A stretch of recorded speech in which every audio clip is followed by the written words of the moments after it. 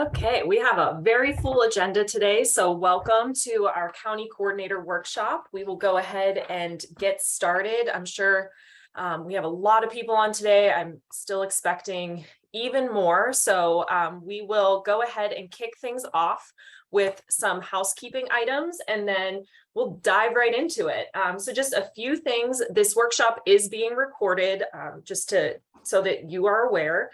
We have attendees today from our 24 Northern Region County Coordinator programs, from our 11 granted Southern Region programs, and then also we have attendees who are interested in applying when we reopen the applications for our statewide program, hopefully next month. So we have a wide array of individuals on today. If you have questions throughout, because we are on such a tight agenda, as you think of a question, please go ahead and pop it in the chat. We have our CFSC team is here ready to answer those questions. And then we'll also be sure to take a little bit of time after each speaker to do some live Q&A. Let me see, what else do we have? Oh, and as we're going around with our CFSC team introductions, if you all could start popping your name, your county, or your organization affiliation into the chat, that'll help us all just kind of get to know who all is on today. And then we will be downloading anything that comes into the chat box into a document so that we can share any questions or address any questions that don't get answered later down the road. So you can go ahead and start doing that. And then I'm going to ask my incredible team at CFSC to go ahead and start introducing themselves. So I will start with Mike.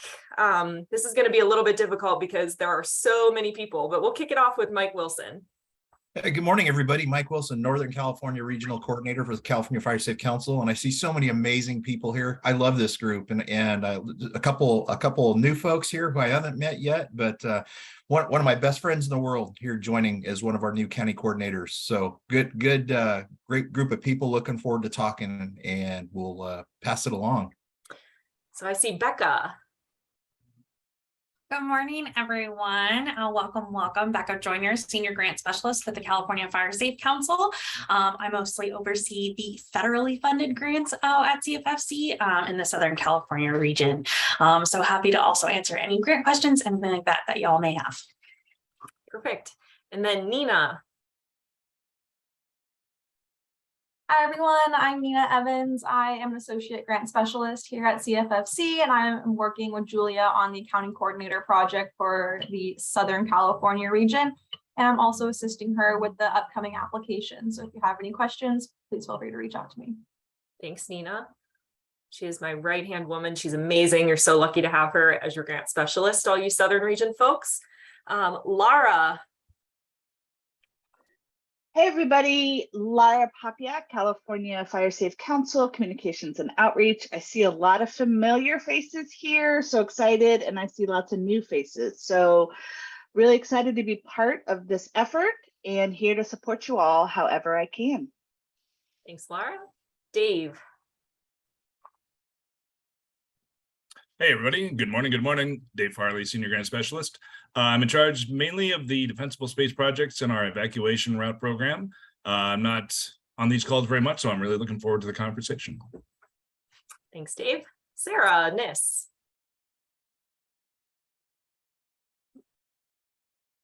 Sorry, still getting myself adjusted apparently. I'm Sarah Niss. I'm in the administrative assistant between clearinghouse and programs, so kind of like the one-all for everybody on the staff. Yeah, excited to see what you guys are talking about. I know there's so many people on this darn call, so it should be lots to go through. Thanks, Sarah. Thomas.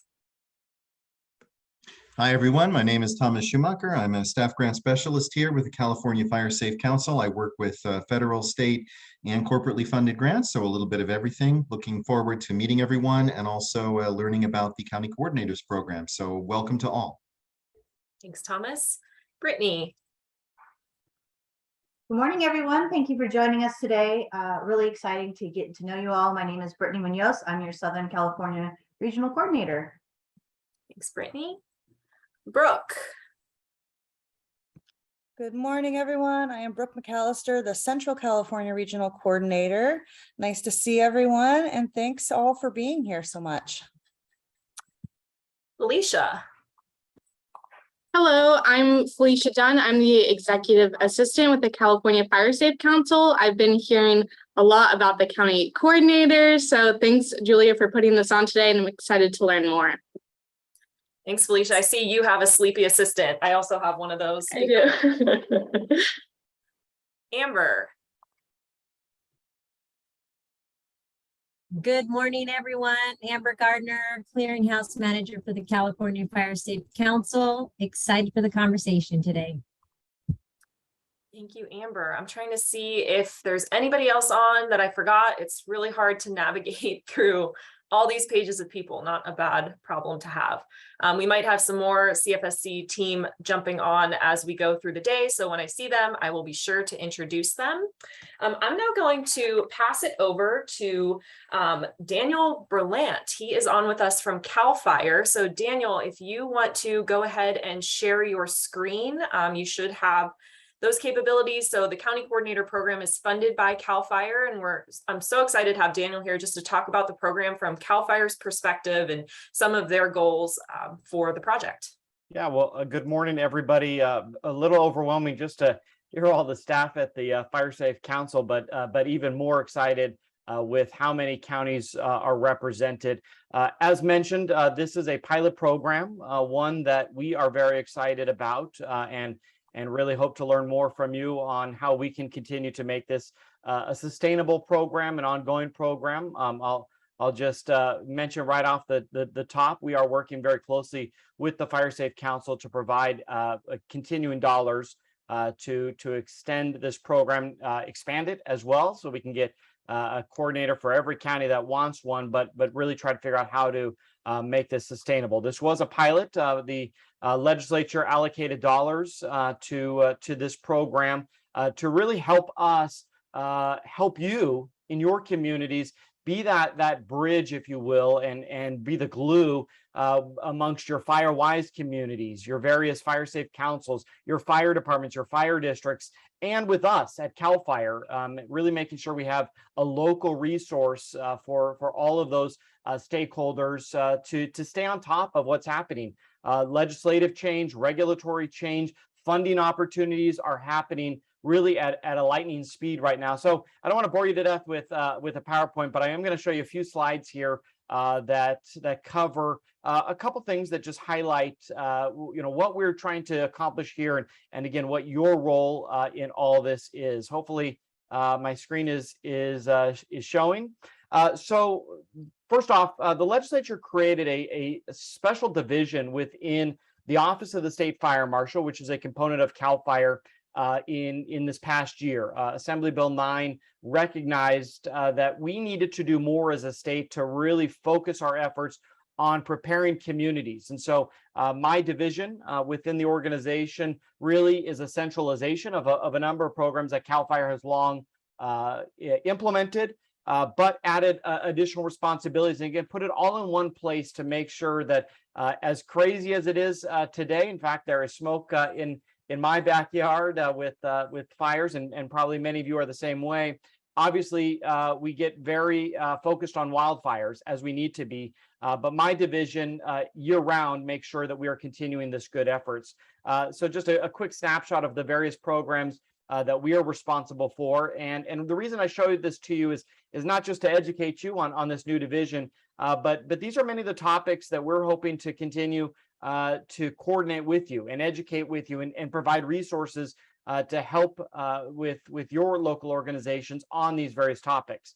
A lot happening in defensible space I'll talk about in a moment, a lot happening in home hardening and retrofitting, but you can see that that's just a very small component of our overall structure. The legislature and the department has continued to grow. My team is 63.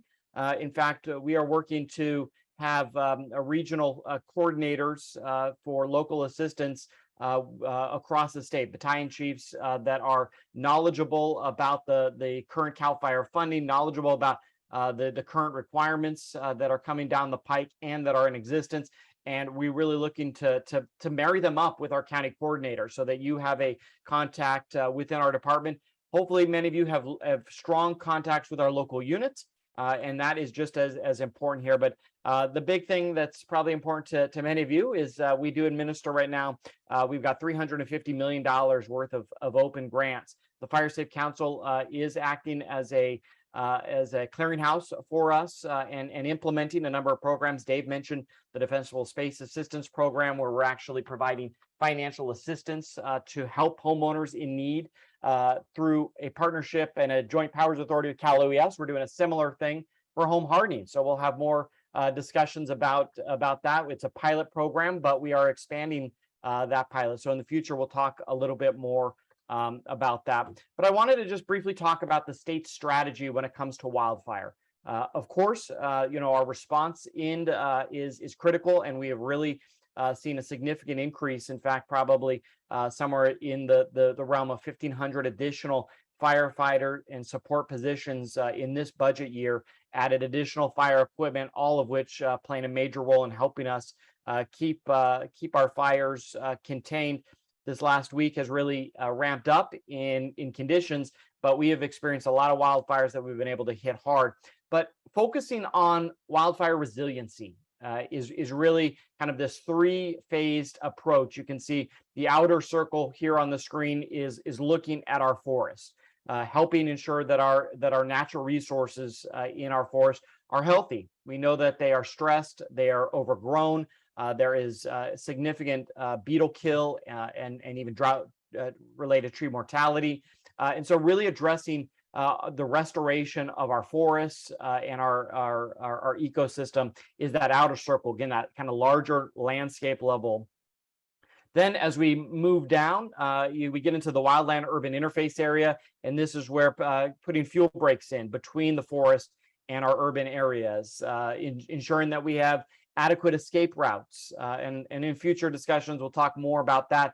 As was mentioned, the Fire Safe Council is administering a small program right now related to emergency egress, but a lot of regulations coming down the pike here in how we ensure, as we build up communities or as we build more houses in the WUI, that we ensure that that roadway widths are addressed. And so escape routes, fuel breaks, all part of that inner circle, that WUI.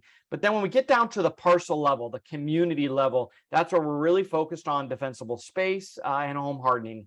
Our focus has been in ensuring resources to inspect homes, educational items, but a lot happening here, both in a science spectrum, in some changes. The latest science that we have been working on with the Insurance Institute for Business and Home Safety, IBHS, the insurance research arm, if you will, has really been able to solidify with science that first 5 feet is critical. 100 feet is required and is needed, but out of that 100 feet, we really are looking at that first 5 feet when it comes to embers. That 100 feet really important for flame impingement, but that first 5 feet. Obviously, those of you who have participated with the Fire Safe Council or NFPA, 0 to 5 foot is not necessarily new, but it is new for the state as far as regulations. So more to come on that.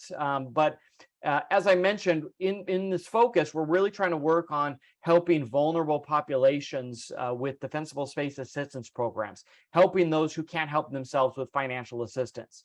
Fire Safe Council administering a pilot program for defensible space. Our JPA, Joint Powers Authority with Cal OES, really working on that home hardening effort. So these really are kind of the breakdowns of our overall strategy. As a department, we really try to ramp up our fuel reduction, our prescribed burning, more defensible space inspections, and then local land use planning. Again, another future topic.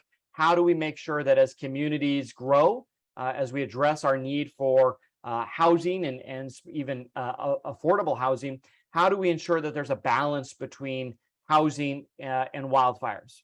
Sometimes politicians like to pin the two against each other, but again, a future discussion, a lot of work going in with the Department of Housing and Community Development to make sure that we are growing strategically, smartly, but that we are giving resources to decision makers, our planners, our building officials, our city councils, our planning commissions, so that they're building smarter. As I mentioned, updates coming in defensible space, 0 to 5 foot coming to an inspection near you. The Board of Forestry has been working on regulations to really define that 0 to 5 foot. They are not out yet with the draft of those documents. They're going through the legal review process. However, the law says that the 0 to 5 foot will take effect at the beginning of next year for new construction. So new homes built in 2023 will have to follow the Board of Forestry's regulations, which is relatively easy, much easier to not plant landscape, use mulch within that first 5 feet as you're building a home. The harder piece is going to be in 2024 as we get to implementing it for all existing homes. This is going to be a major challenge without a doubt. People who are resistant, people who need help, people who may just be lost and need resources. So we'll be really relying on you to help with that educational message and communicating those resources available. Home hardening, a lot of changes here. Low cost retrofit list was made available. There's new disclosure requirements, our Joint Powers Authority to help retrofit homes.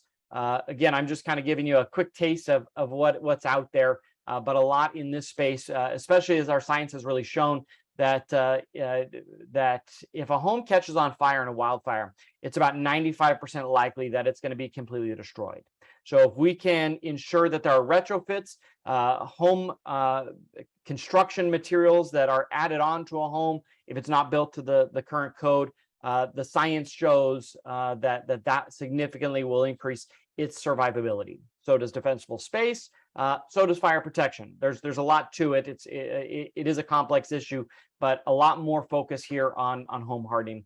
I'll leave with this. A lot of money is coming down from the state currently. The federal government is just launched their grant opportunities. One of the major roles that we envision and hope that you as a county coordinator are going to be able to be our conduit to really ensuring that local organizations, Firewise communities, local fire safe councils build up that capacity to access this money.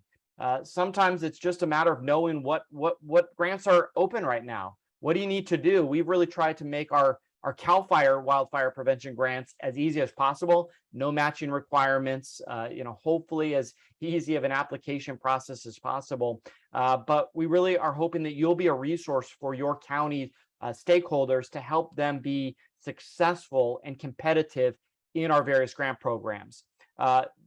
We are looking to continue this coming year. In fact, we're probably going to open up another solicitation for our wildfire prevention grant program in the fall months. Maybe we're in fall here now that we're already in September, but very soon, more information to come. So a lot of money coming. The legislature just appropriated $1.2 billion for the coming year. As I started off with, I think the biggest question that we have, and probably you have, is all of this has been one-time funding for the last 3 years for the county coordinator program, for our grant program.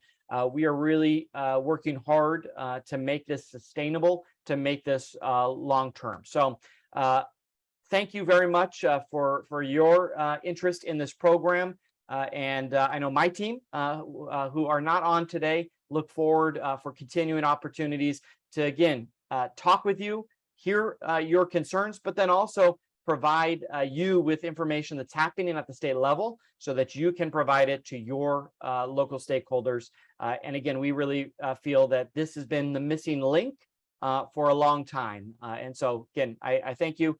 Julia, I'm happy to turn it back to you, and probably because of time, if you have questions, I can stay on for a few minutes, throw them in the chat, but look for future opportunities from my team to work with you and support you in being successful. So thank you very much, Julia. Thank you, Daniel. I really appreciate the context behind this program from CAL FIRE's perspective. That was extremely helpful. I do encourage you to put any questions you have for Daniel in the chat. You will also see in the chat that Nina has shared the agenda for the day so that everybody has a virtual copy. You should have also received it in the email from me as well. I just want to take a few minutes to follow up on Daniel to talk a little bit about the highlights of our county coordinator program to date. So the program began in November of last year. So we are quickly approaching 1 year, which is pretty hard to believe. But over the course of that year, just the accomplishments, the sense of collaboration, the sense of community that you all have built has been pretty incredible to watch it all grow. So I just wanted to share some of that with you. I'm going to go ahead and share my screen and just show you a couple of slides, and then we will bring in our Northern Regional Coordinator, Mike Wilson, who I feel has been the biggest cheerleader of our County Coordinator program and can speak very well on its benefits and its impact. So I'm going to share my screen here. Hopefully you all can see it. Screen 2. Okay.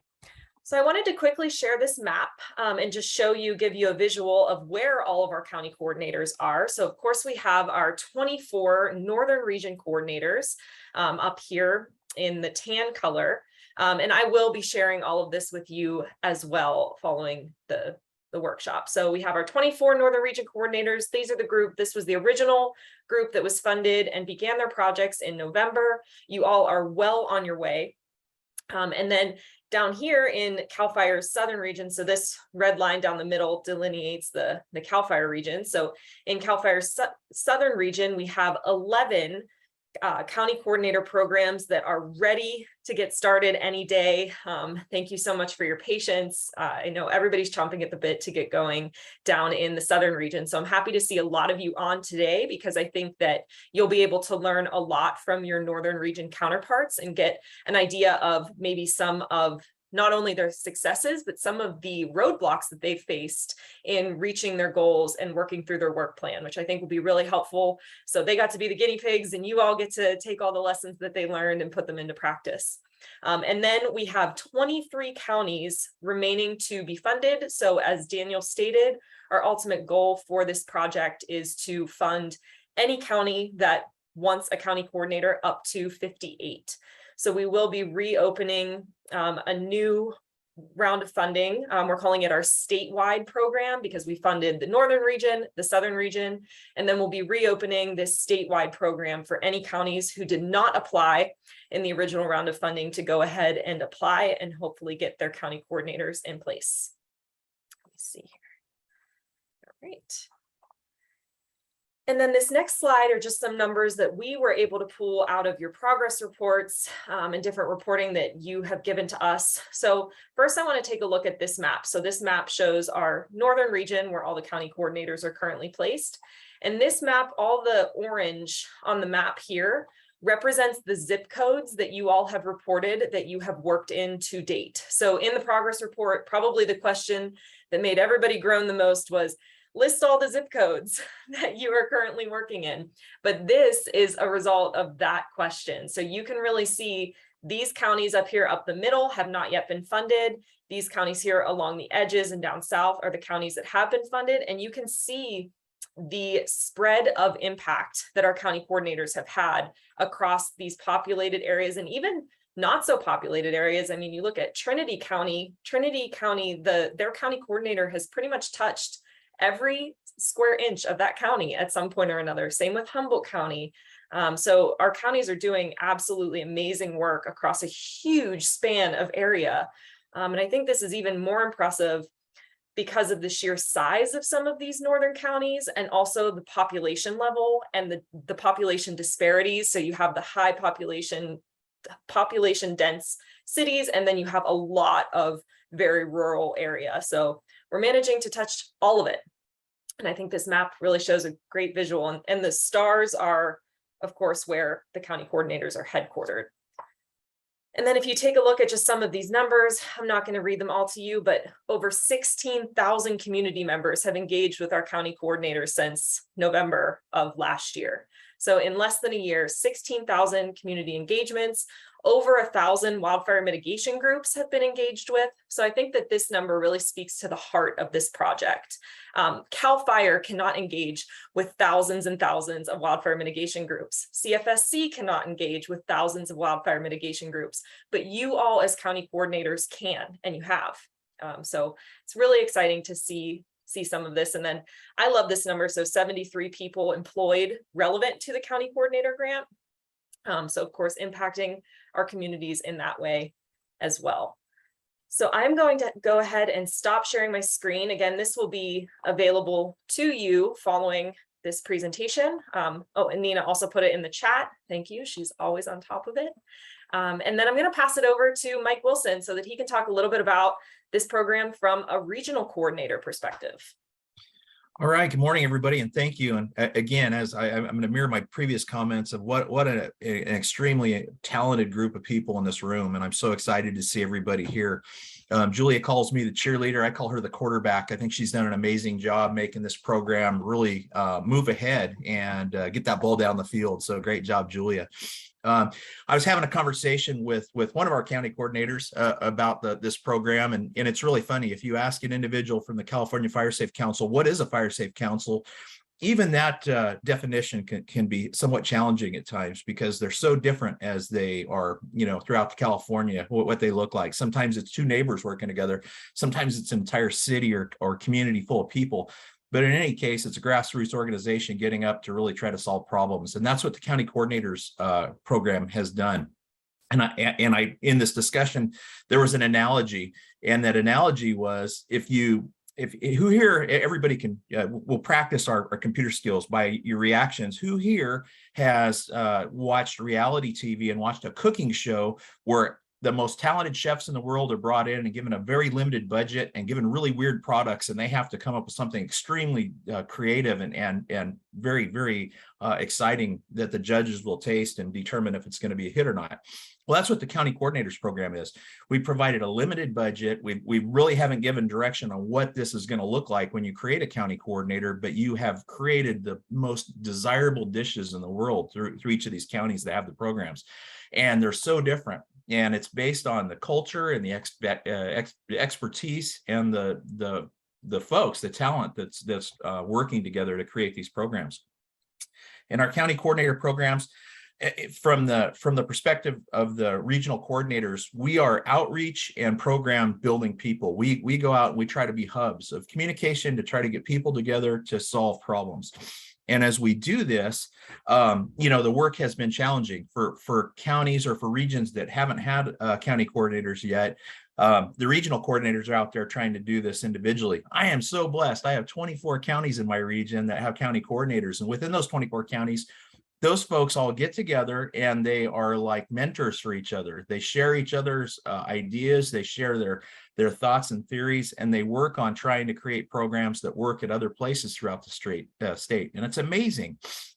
Some of the folks that have been here for a while, I built the biggest friendships with my county coordinators, and I could go down the list of all my 24 county coordinators and say, I love you guys. You're amazing. From getting out there and building these programs and working on partnerships throughout your different counties, bringing in everybody together to basically work together and again, create solutions. And those solutions in some counties are basic, like fuel breaks or escape routes. And in other counties, they're actually working with engineering firms and the community to come up with marking, roadways and bridges and things like that for access of equipment, for, incoming equipment during a mutual aid situation in the event of a wildfire. That in Northern California, if an LA County fire rig shows up to basically come up and fight fire on your property, they want to know if they can drive across your bridge to get onto your property. And having those engineered signs in place that basically say what the capacity is of that bridge, it improves the potential of you actually surviving a wildfire, your home surviving a wildfire. So again, creative, amazing ideas, throwing together those parts of the recipe to come up with something creative to really form a solution. And that's what happens with the county coordinators. In Northern California, again, I'm so blessed to have so many talented people that work together regularly, share information with each other, and they go out of their way to try to assist. And we just had that Lassen County was sharing information with one of our other counties here to basically learn or put together a current relationship MOU with Forest Service and BLM, and having current language to be able to make those entities all work together during an event that takes place or a project up in one of the counties up north. But again, super excited to see this continue to grow. My understanding was there's going to be 56 counties that were potentially going to be funded, hopefully in the future, but Julia said 58. So maybe we're even going to 2 counties that don't have SRA, which is amazing. And again, spreading that wealth, spreading the ideas, and building this network of just amazing, talented people to work together. So with that, I'll talk forever. Julie, I know you've let me go. I'll just sit here and I'll be cheering all day long, but I'm excited to see you. If anybody has any questions, please reach out and we will hand it back to Julia. Thank you so much, Mike. And yes, we have opened this up statewide. So looking to make this an entire state program and not give everybody the opportunity to fill this role if they wish. So now I am extremely excited to pass it over to our next guest speaker. So I want to welcome Patrick Wright, who is the director of the Governor's Wildfire and Forest Resilience Task Force, to talk about what he is working on and his team is working on at the state level as it relates to some of our common goals here at the county coordinator level. So go ahead, Patrick. Great, Julia. Thank you. It's great to see this program take off. Really excited the level of capacity building that's happening and the attention that this obviously really important issue is getting from all of you. And I hope to see it grow over the next several years. At the task force, let me start back for those of you who aren't that familiar. We sort of got our new launch about a year and a half ago when the governor introduced his first $1 billion investment in forest health and community resilience back in January of 2021. Together with that budget announcement, we put together a wildfire forest resilience action plan, which was really an attempt to try to connect the dots, to pull together everything that was going on among federal, state, local, tribal, private entities that were related to both forest health and community resilience, so that we'd have a framework so folks like yourself could understand the full scope of what's happening. As many of you know, for years and years, many of those programs have been operating in silos, particularly, you've got CAL FIRE programs that are related to various programs, you've got Forest Service programs, you've got BLM, Park Service programs, local programs. The idea obviously was to really take on this challenge, we're going to need a more aligned and coordinated effort. So we released this action plan with the intent of providing an overall framework to help accomplish that. So that it would have a set of 99 actions which are in the plan. We were also determined that it wouldn't be one of these statewide visionary plans that just sits on a shelf, but it would actually be a plan that guides action. So we've got 99 specific deliverables in that plan with clear state and federal and sometimes other agency leads and timeframes. And so a big part of our effort over the last year or so has been to track, those 99 actions and develop a series of interagency work groups to make sure that the deliverables in the plan are actually being accomplished. So for the first year, it's been a lot of organizing, a lot of work on alignment, things like that. Setting up a new website, which we have done. We hope to we're putting out a monthly update. Hopefully our August update will hit either later today or tomorrow with the new budget news. So look for that on the task force website. So we're still, a year later, sort of in growth development phase. We also completely reinvigorated our executive committee. It used to be basically a state-driven task force, and now we've got Wade Crowfoot, the Secretary of Natural Resources, and Jennifer Eberline, the regional forester at the Forest Service, as co-chairs. And we've got RCRC and CSAC on to make sure we've got representatives of local government. We've got a tribal rep, et cetera. And so the whole idea, again, is to try to come up with a governance structure that connects federal, state, local, tribal, private work across the board, and to help sort of move us collectively forward.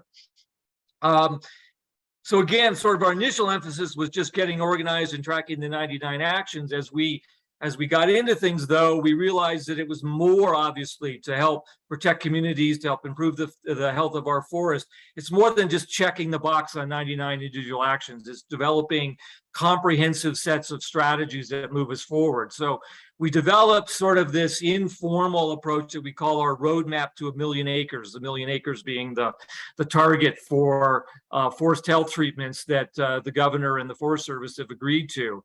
And they're basically, we think of it as sort of 3 big buckets. The first bucket is a series of statewide strategies.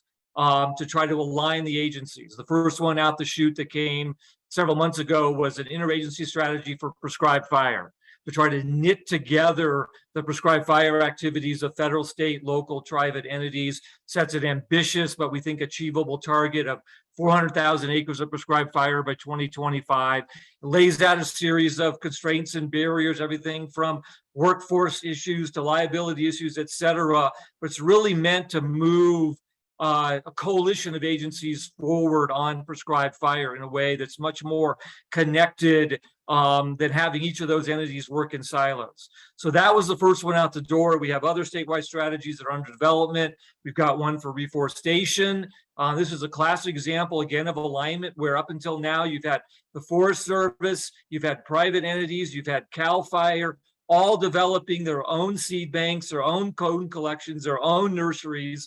It's obvious if we're going to get where we need to go, they need to share and pool those resources. So they're doing that through this draft plan. So we've got reforestation, we've got a workforce plan coming. We've also got a plan coming on assistance to private landowners. So again, we can align the private landowner efforts of Forest Service, NRCS, CAL FIRE, rather than having those programs work in silos. So a big emphasis of the task force through these statewide strategies is alignment of programs. We hear, as I'm sure you do every day, from folks out there who can't keep track of all these different programs and don't understand the difference between a state, federal, and local program all on the same topic.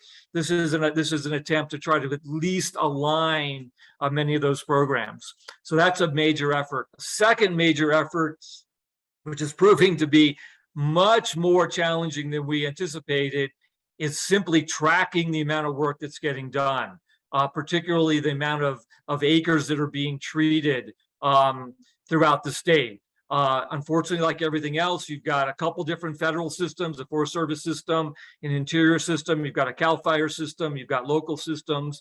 They all account for acres treated somewhat differently. And there's some big subtle differences between things like footprint acres and activity acres. When you go in and you do say a thinning and then a prescribed fire project on the same acres, do you count that once? Do you count it twice? A lot of work trying to come up with an accounting system statewide that also avoids double counting, so that if CAL FIRE gives a grant to Placer County for work on Forest Service land, who counts it? Right now, all three. So how do we demonstrate to the state and the feds what we're accomplishing if we've got all these different systems that don't talk to each other and aren't coordinated? So we've got a very ambitious effort underway to try to come up with an integrated interagency tracking system. So we'll be able to track annually how many acres are getting treated by the feds, by the locals, by states, et cetera. And we're well along in trying to get that done. And then finally, I would say the third bucket behind tracking and interagency strategies is trying to move towards particularly for at the landscape level. I think there's agreement among all the agencies, if we're going to get to 1 million acres treated, if we're going to try to tackle our forest health and resilience issues, we're going to have to scale up in a major way. And so we're trying to develop sort of a common but flexible framework for large landscape projects that allows different parts of the state to have different organizational leaders that are developing large landscape projects. In some cases, it's a county. In some cases, it's an RCD. In some cases, it's a federal agency. In some cases, a state agency. How do you respect that diversity and also respect the fact that some of these landscape scale projects are relatively small? Some, like the North Coast Partnership, span all the way from Sonoma County to the Oregon border. Some are focused on, say, timber and water. Others might be focused on, say, recreation and forest health and biodiversity. So what we're trying to do is come up with sort of a statewide network of these large landscape efforts, primarily through the Department of Conservation's Regional Fire, Forest and Fire Capacity Program, to provide block grants to those large landscape efforts that have comprehensive plans that integrate what's happening at the federal, local, and state level in their areas. And then for those areas who aren't ready for block grants, who don't yet have a plan, to give them capacity building grants so that they can get to the next level. We want to make sure that we don't just fund the areas that are furthest ahead, who are good grant writers, et cetera, but that we fund areas that are ready to go for implementation, but we also fund areas that need a lot of capacity to get where they need to go. So those are the three sort of basic elements of all this. You're going to see a lot of this come together for the first time at our next meeting. We have a Sierra Nevada regional meeting on September 27th in Grass Valley. I encourage you all to attend either in person or virtually. We are, for the first time, going to sort of take a lot of these different efforts that have been moving concurrently and announce them and present them collectively for the Sierra Nevada region. So, for example, we've got groups at CAL FIRE and the Forest Service that have been working on a series of metrics to define forest health and resilience. We're going to define those and present those for the first time at the Grass Valley meeting. We're also going to be presenting a comprehensive assessment of the entire Sierra Nevada based on those metrics. So you'll be able to see where are we doing well with respect to carbon, biodiversity, community resilience, forest health, recreation, et cetera, a full suite of indicators and an assessment based on those indicators of the entire Sierra Nevada that hopefully will help collaboratives and agencies throughout that region better plan and prioritize those projects. That's generally where a lot of these efforts stop. You've got a bunch of scientists that come together and say, here's a set of maps that show you where the priority areas are. But we're also recognizing that funding priorities aren't just based on science, aren't just based on heat maps of community resilience. They also need to be based on capacity, workforce, the ability of local entities to get things done. So we're in addition to the mapping exercise from the scientific team, we're also going to, for the first time, lay out a comprehensive picture of all recently completed and planned projects throughout the Sierra Nevada to see what kind of alignment we have or we don't have between where the scientists are telling us we ought to be focused and where we're actually doing projects on the ground. We'll also have some slides on where we're investing. Where's CAL FIRE investing? Where's the Forest Service investing? Where's WCB investing? So you've got a comprehensive picture of the Sierra Nevada that will allow us to match up where projects are, where investments are, where the scientists are telling us the hotspots are, really for the first time, a lot of really basic information. And then we're going to hear a presentation from google.org that's going to say, we're working over the next 6 months to develop a decision support tool that pulls this all together so that if you're a county, you're a collaborative, you're an RCD, trying to do large landscape projects, you will have a tool that helps you plan and prioritize projects given all the state-of-the-art data. So we think it's going to be really exciting. For the first time again, it's going to marry all these different tools into a complete set of information for the Sierra Nevada, backed by the development of a decision support tool that makes this information useful to folks at both the local level and the regional level. So that'll be the key part of the meeting in the morning on September 27th in Grass Valley. We will then in the afternoon have presentations from 3 large scale efforts, the Tahoe Central Sierra Initiative, the North Yuba Project, and the Cyril Project in Stanislaus National Forest, that talks in more detail about how various forest supervisors and their partners are using these tools on the ground to actively plan and prioritize projects. So it's taking the scientific tools we've heard about and the inventory tools we've heard about in the morning and spending an hour or so demonstrating how those are actually being used in the field. And the third session, once we get through that, is to talk about funding. Okay, great. We've got a good sense in the Sierra Nevada about where the priorities should be, where we're currently investing, where projects are happening, where should the next round of funding go, and how can we align all the funding that we're hearing about. We've got, as you've heard, several $100 million of state money that's likely to be coming for projects like this. Congress and the president have delivered on several $1 billion of money on the federal side, and they're right at the point now where they're trying to decide how to allocate those funds. So we're going to have a conversation in the early afternoon about how can we best align those funding so that we can leverage that money and make sure it goes to the highest priority areas. One of the challenges, candidly, we're dealing with that is if on the state side and the federal side, they choose to implement all of those funds through competitive grants, which has been the pattern, makes it very challenging for the state and the feds to jointly prioritize and cost share. So what we're trying to do is come up with a way to supplement competitive grants. They're certainly not going to go away, with more targeted grants that can be cost shared by the state agencies and federal agencies. So we blend the two systems so we can really get where we need to go. Those discussions are just under development now, but we really want to have a lively conversation and hear from folks, particularly out in the field, about your challenges in trying to line up funding and what we can do more to try to allocate these funds in a way that works best at the local level. So that's the third major panel. And then the fourth panel is going to be on recreation in the Sierra Nevada. Of course, recreation facilities are a key part of their economy. And we think it's really important to try to now better integrate recreation facilities, particularly in areas that have suffered from fires as part of their post-fire recovery. That's one of the quickest ways to recover, is to make sure that we don't forget, while we're trying to reforest those areas, while we're trying to rebuild homes, et cetera, that we also look at the recreation facilities that need to be rebuilt to help recover local economies throughout the Sierra. So that's a lot that I've thrown in front of you, but I hope it gives you a flavor of what we're trying to pull together, particularly at the September meeting in the Sierra. Again, it's September 27th in Grass Valley. Urge you all to register as soon as possible. We've already got 220 people registered. We hope to make it a day-long, not hope to, we're planning a day-long event. We're going to have booths that are being set up by Sierra Nevada partners throughout the region in the morning. We're calling it a resource fair.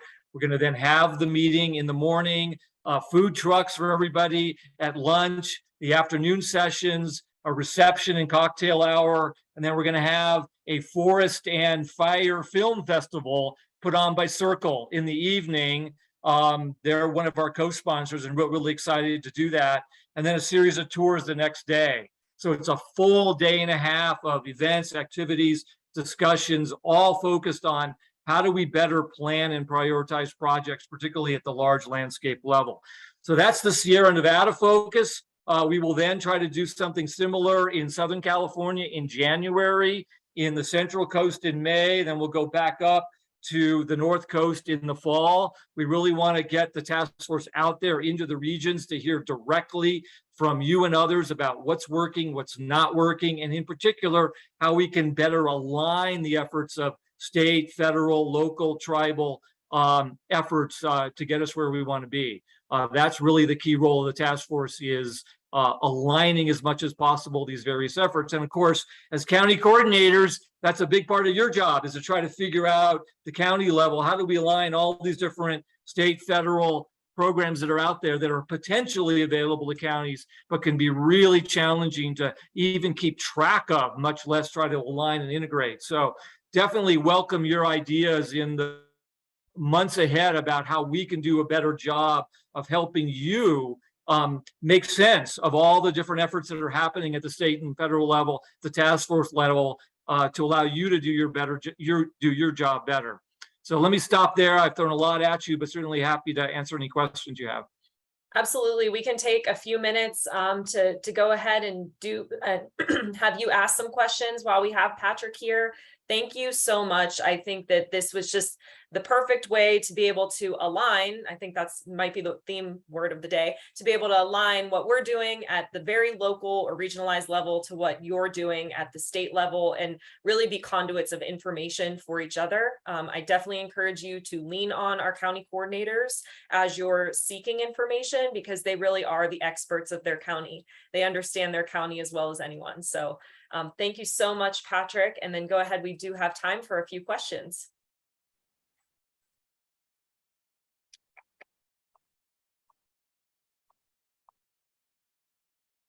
All right. If you think of a question later, you're welcome to put it in the chat and I will make sure that Patrick gets it.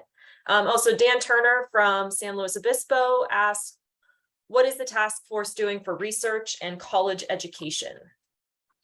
That's a good question. There is a workforce work group of the interagency work group of the task force that has developed a draft plan that talks about investments across the board in community colleges and workforce training and other efforts. So we can certainly put you in touch with them to get more details on where they're headed.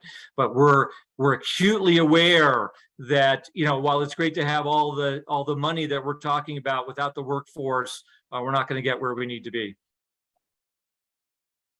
Thanks, Dan.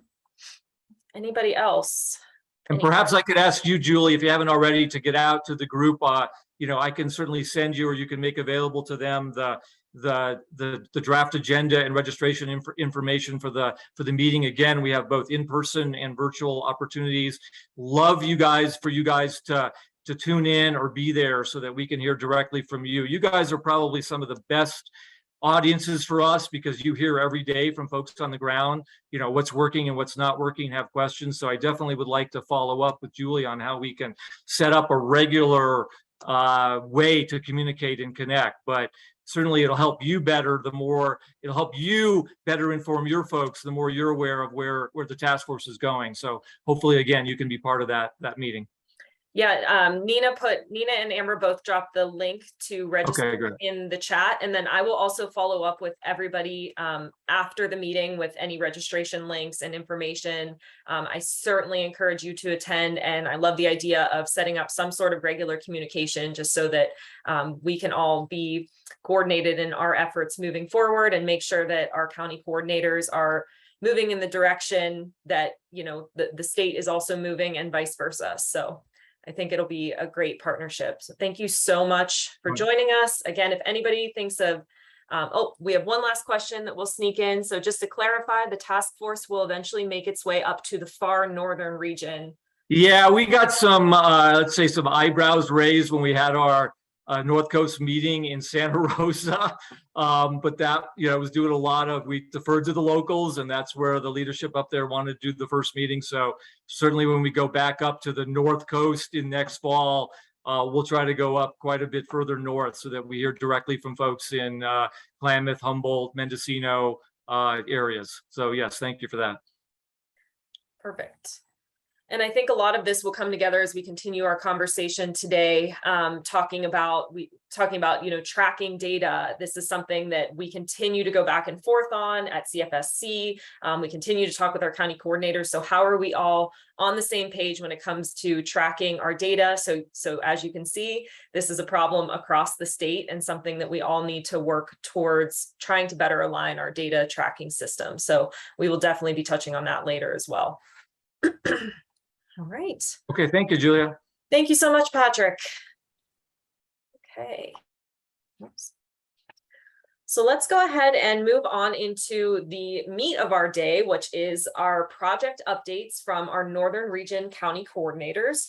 So this workshop is a little bit different from the workshops that we did in April. Those were more small group, intimate conversations between our county coordinators. This is obviously, we have over 60 people here today.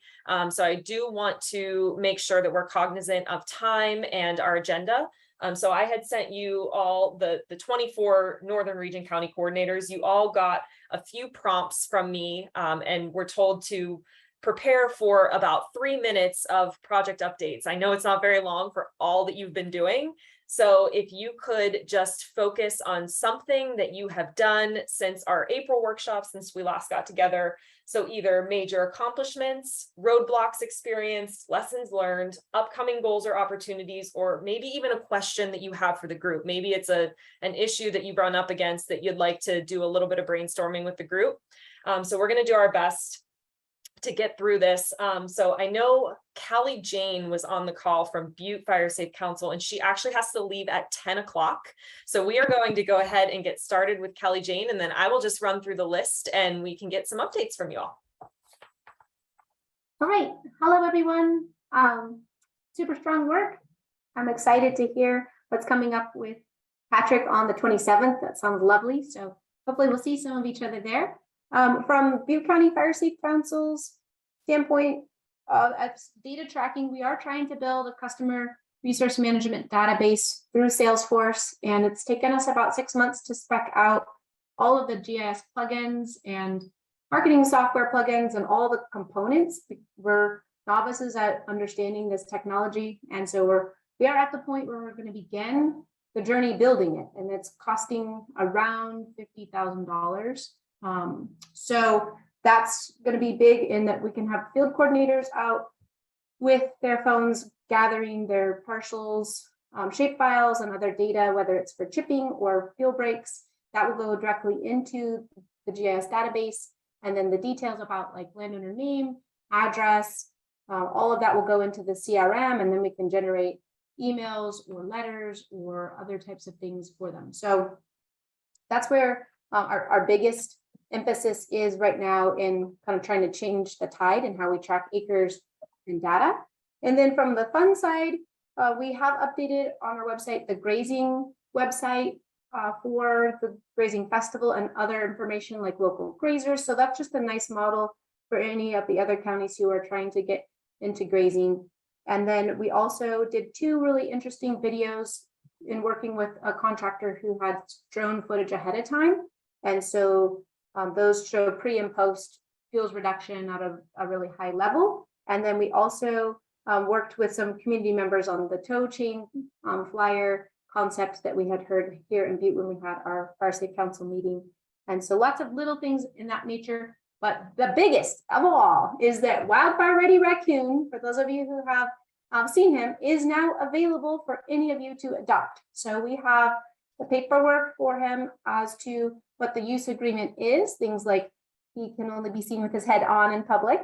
And also the company who created the original suit many years ago when we purchased it about 15 years ago, we've been able to locate them, and that company is ready for other Fire Safe Councils to purchase the suit, which is around $1,000. So if anyone is wishing they had Wildfire Ready Raccoon as their mascot, we are ready to share him, and encourage everyone check out. Ready has his own Facebook, his own TikTok, his own video, and his own kids' cartoons coming out. So there's a lot for fun.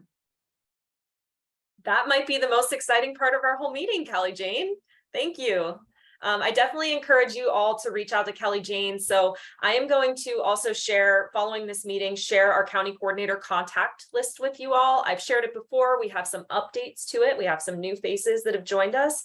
So I encourage you, write down Kelly Jane's name, Butte County Fire Safe Council, and then reach out to her if you are interested in adopting Ready, or also if you want to talk about data, because she's really leading the charge in terms of building out a customized CRM system. So she, you know, we're talking with Kelly Jane and getting her feedback and input as we're trying to move in the same direction. So amazing, strong work from Butte as usual. Thank you so much. All right. And then we're going to move on to Alpine County. So Clint is actually going to be presenting a little bit later, but I wanted to give him an opportunity to just introduce himself and talk a little bit about what he's got going on in Alpine.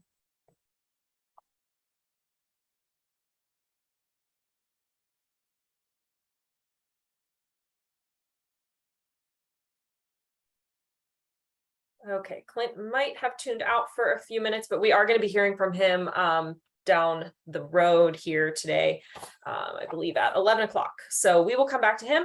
Amanda Wilson, are you available from Amador?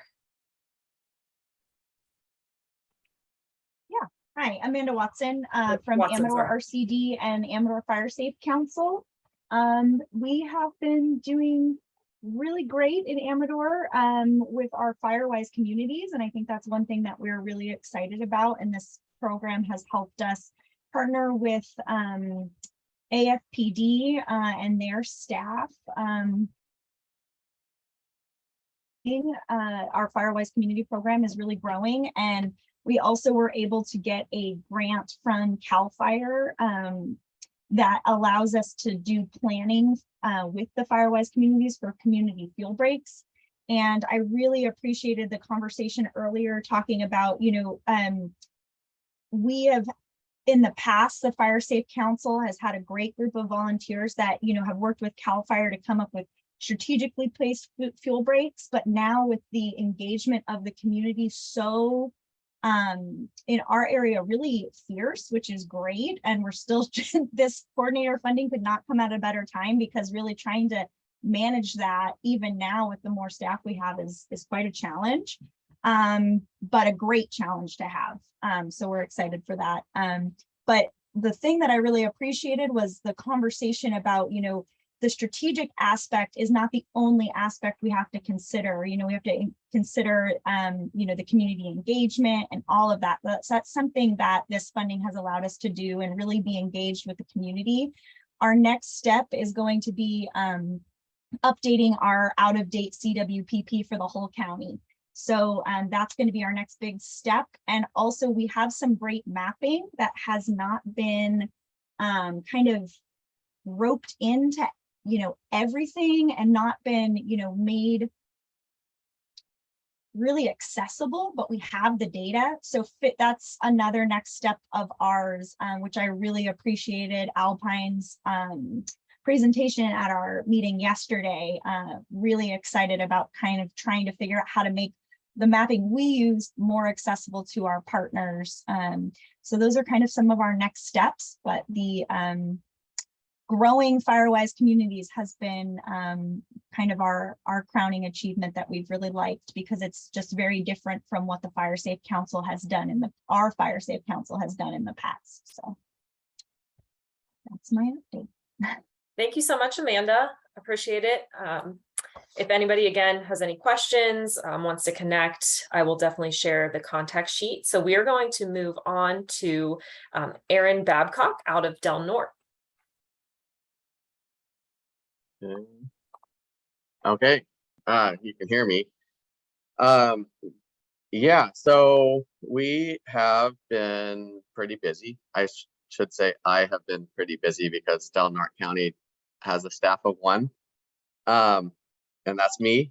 But we have accumulated a couple grants, and I have now just hired a new volunteer coordinator, which is awesome.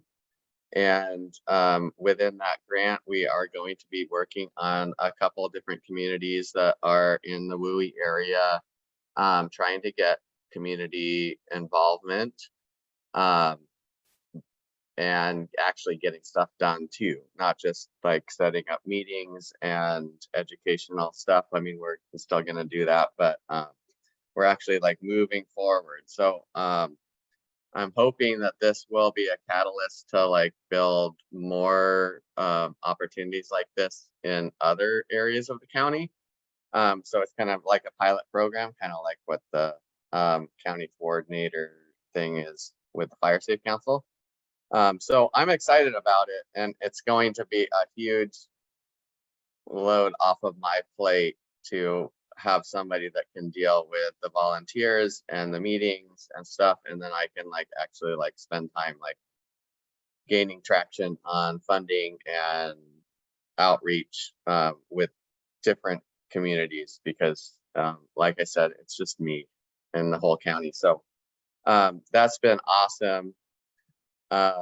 And I am definitely going to go forward with the CWDG program grant. I think it's October 7th it's due.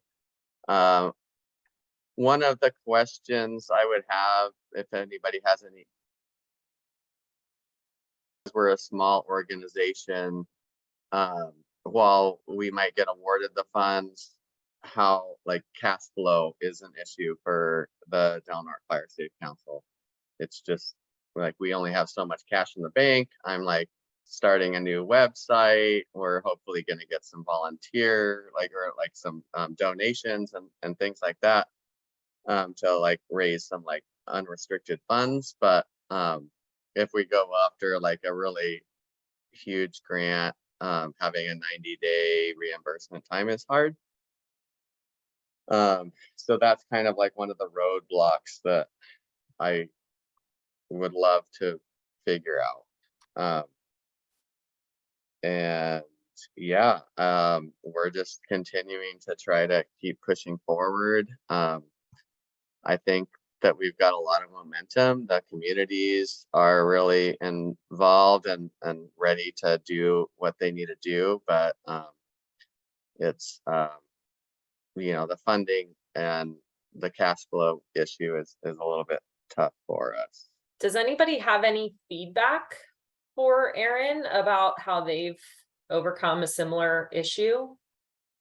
I think it's a really good question.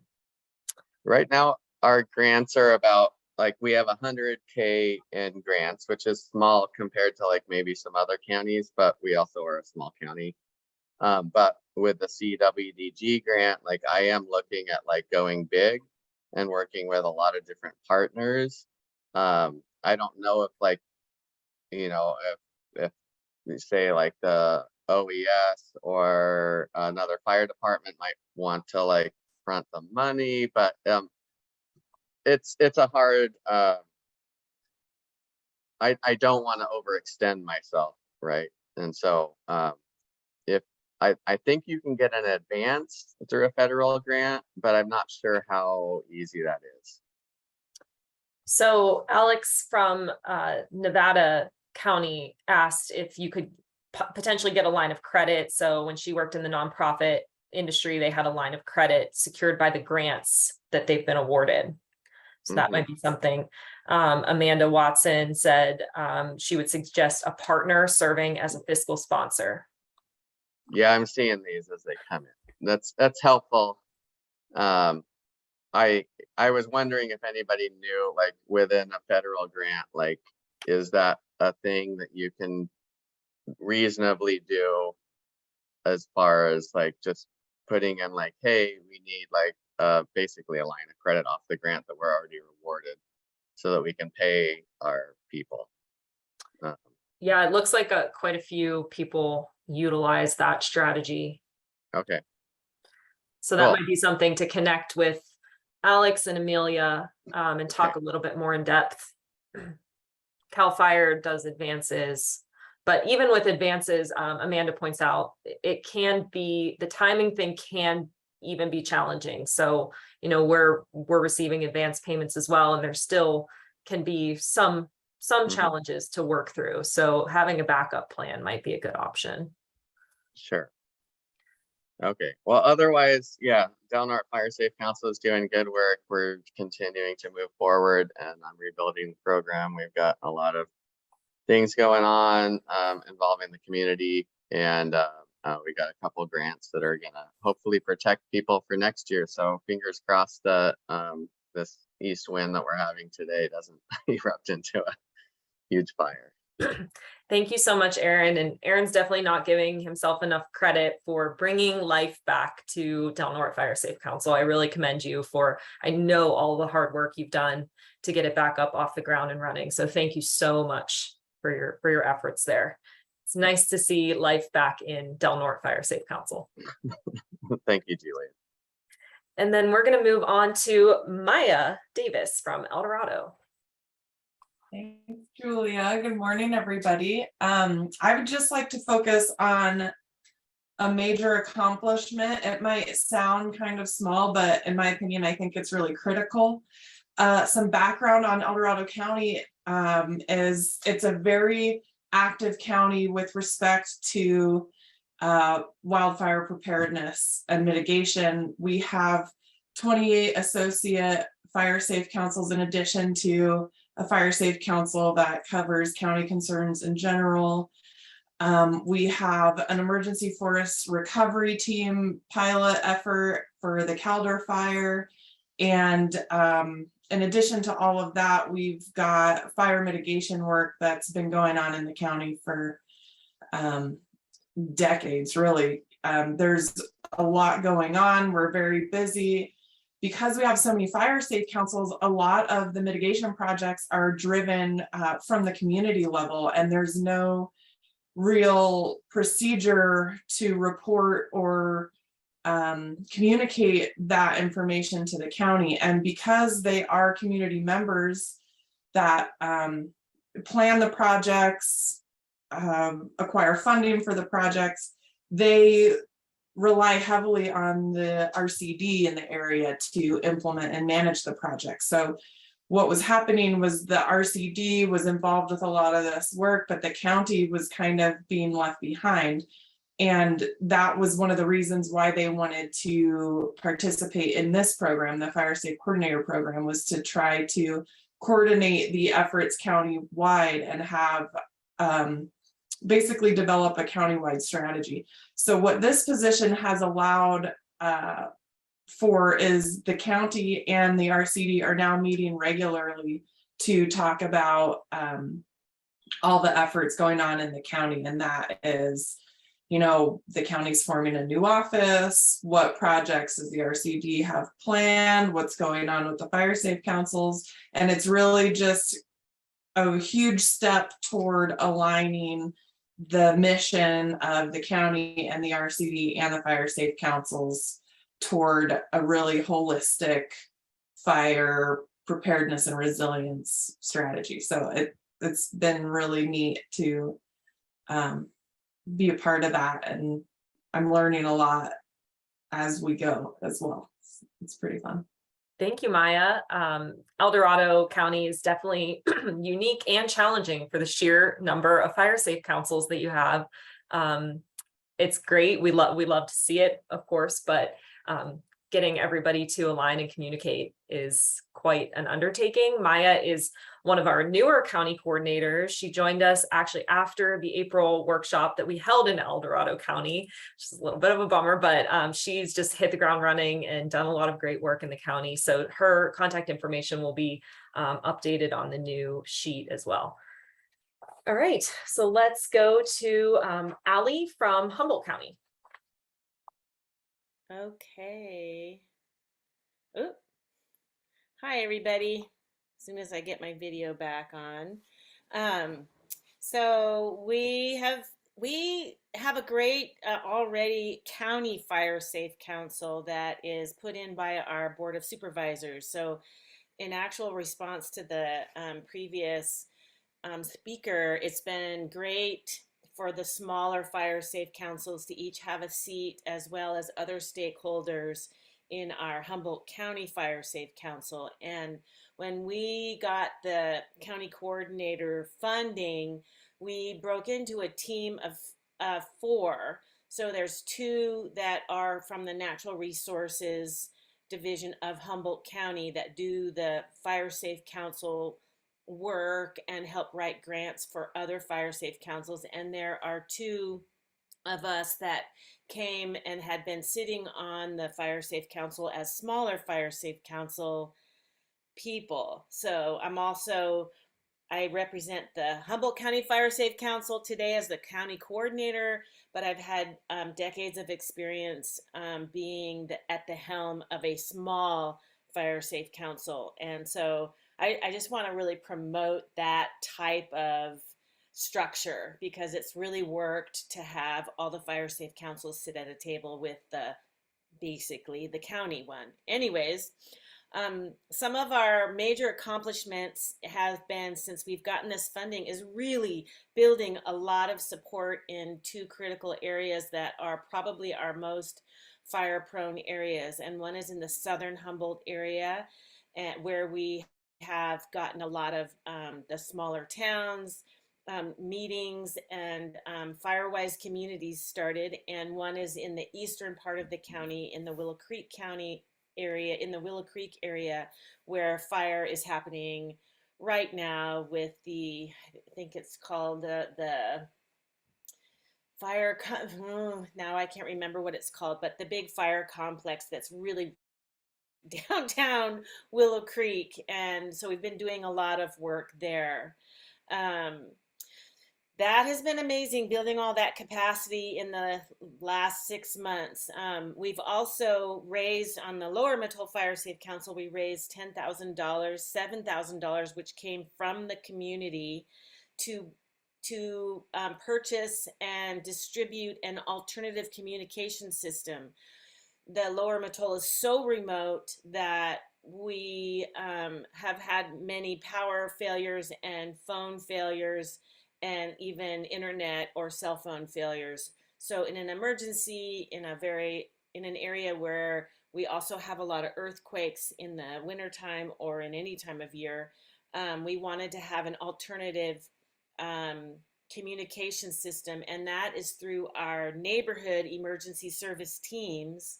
And that's kind of a really fun thing that we will be drafting a little educational bit about, because it's really helped at the very residential neighborhood level of feeling like they have some connection with responding to representatives that can respond to coordinators that can respond to fire personnel. So another really big thing about the fire personnel is realizing how much we needed to both get fire personnel on board in paid positions in our area, but also relieve them of any more volunteerism, because they're already volunteering all of their time when there is an emergency. So we're kind of interfacing some of the outreach meetings about that alternative communication system with fire personnel, and updating a fire atlas of our remote areas that can be provided on tablets and can be tracked for emergency personnel as they are attending to any emergencies. Roadblocks that we've experienced. Oh, another thing is I'd be interested in if other people have a similar thing, but we've just about completed a new checklist for home hardening, for collecting data, so that our county will be at the ready when there are funds to provide for home hardening, because but we still have to collect the data first. So we're doing this checklist, and we're trying to figure out how we're going to import that data and keep it for, say, how many homes in our area don't have, have older roofs, how many homes in our area don't have the proper vents, et cetera, et cetera. And that's been a thing that we've been tackling as a team.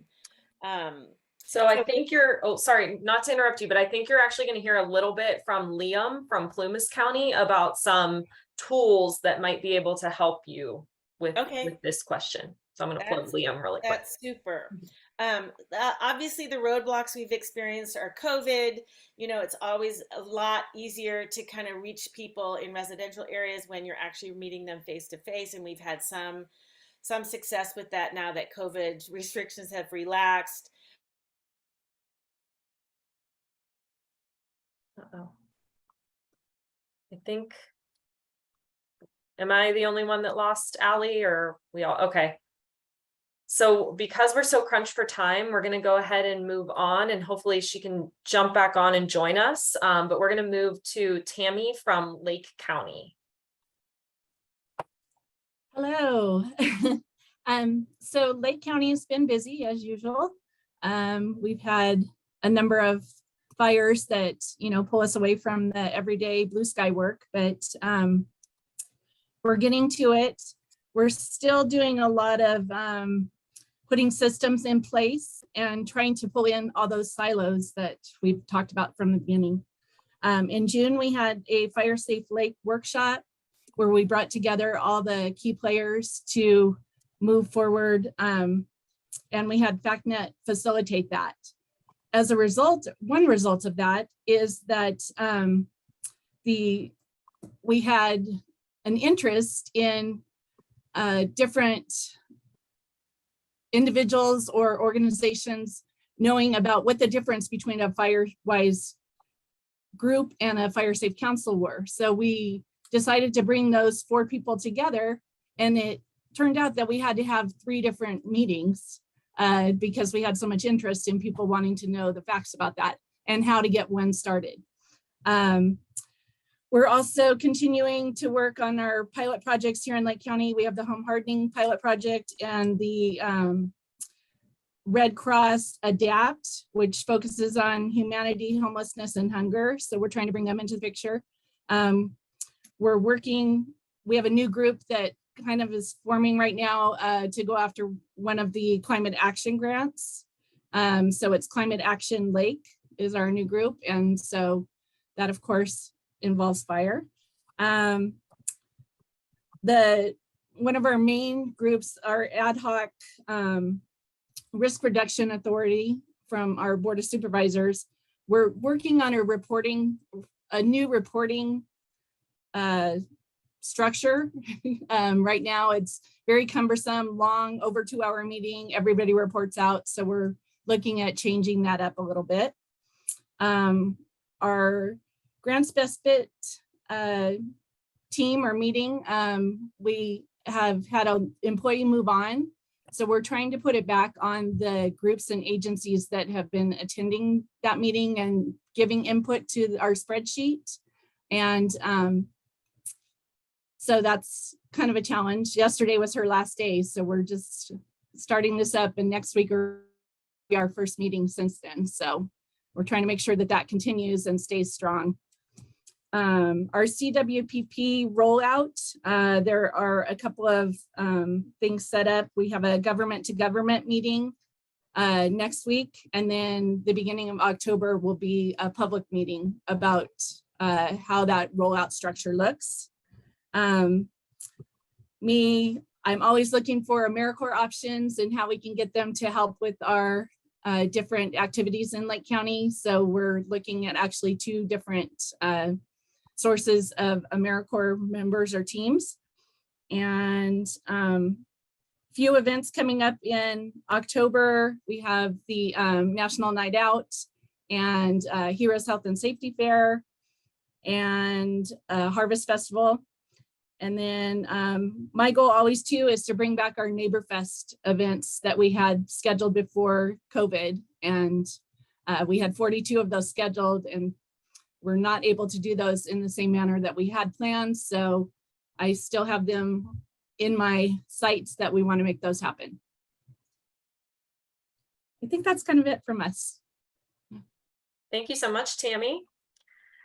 Okay, so we will move to Lassen County, and we have a new county coordinator out of Lassen. I'm not sure, there's just so many people on here for me to try to find everyone, but I believe he was on as well as a member of their board of directors. So I will welcome Lassen County. Well, now it's a question of, do I talk or does Cade talk? You could both introduce yourself. Hi, my name's Ruth Morenz. I'm the board chair of Lassen Fire Safe Council. And I'll just give you a little bit about us because we are reformed. We've been in existence 17 years now, and we've been using the county coordinator position to supplement the funding that is going to disappear from Title III to continue ongoing efforts to do the countywide CWPP that we do in partnership with our public agencies. And we also are using it to keep the certifications for the FireWise councils in our area going. So we recertify 10 of them, and we have 3 new ones that we are adding with the help of the county coordinator grant over the next 6 months. So that's pretty exciting for us. We have a new managing director, which is Cade Moeller, who hopefully I won't take up all of his speaking time. But we have heavily focused our new staffing efforts with the 3 new additions on people out of the forestry industry who have expertise in both being registered professional foresters and arborists, as many of the CAL FIRE grants that we work on are heading into reforestation projects. So we are currently working with CAL FIRE on 10 active grants, and we find them to be an incredible working partner. We are delighted that they've awarded us the grants, and we hope to be able to take care of those for them. We are looking to collaborate with all of the other fire safe councils in California. I know I've worked with Mike a little bit to try and find information for people. So we've been pretty active. We have a fair amount of grant funding. We work over 4 counties. So if anyone needs any information for anything that we've already created, please let us know. We do a lot of database work, and we're happy to help anybody that needs some help, and we're happy to ask for help. Thank you so much, Ruth. And then Cade, if you are on and would like to introduce yourself. Yeah, hi, I'm Cade Moeller. I'm the new managing director for Lassen Fire Safe. I don't have much else to add. Ruth covered everything. The only thing upcoming would be we're going to reintroduce our general meetings back after a 2-year hiatus.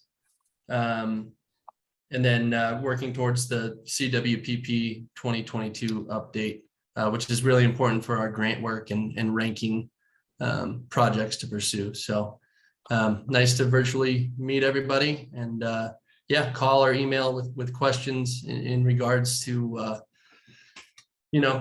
how we do things. We're pretty well funded, have a lot of big grants ongoing, so we're busy out there. Thank you, Cade, and welcome to the team. More to come, I'm sure. We'll be meeting next week and getting to know each other a little bit better. All right, moving on to Mendocino.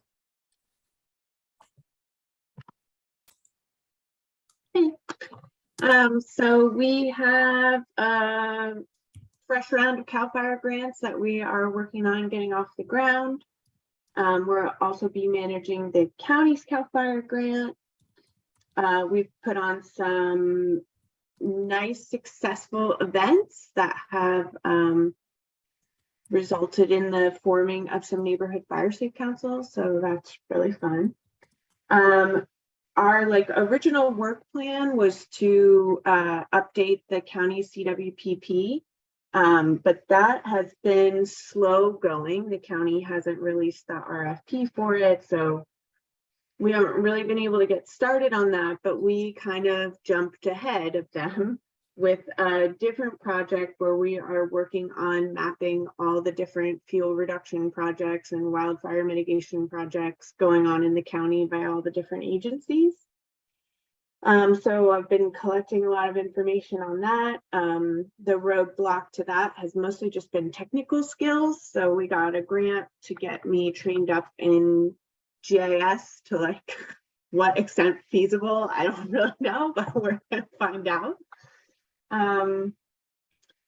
And kind of surprisingly, the Board of Supervisors put a ballot measure on our November ballot that would take an existing sales tax and reallocate it to all of our local, mostly volunteer fire departments, and a small part of it to ongoing countywide fire prevention programs like chipping and defensible space. So we are now running a campaign. So that will be over soon. But yeah, that's what's going on with us. Thank you, Emily. Always strong work coming out of Mendocino Fire Safe Council. She's a great resource for all of you as well. Move on to Napa. Hi, everyone. Sorry, my camera's not working apparently. We have been busy too here. A lot of the work that I've been doing has been focused on our fire safe councils. I mentioned before in previous meetings that we were the beneficiary of Senator Dodd's holiday fundraiser for Napa.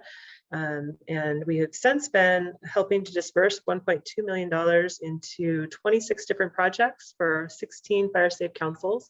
These are all projects, fuel reduction projects that the fire safe councils chose.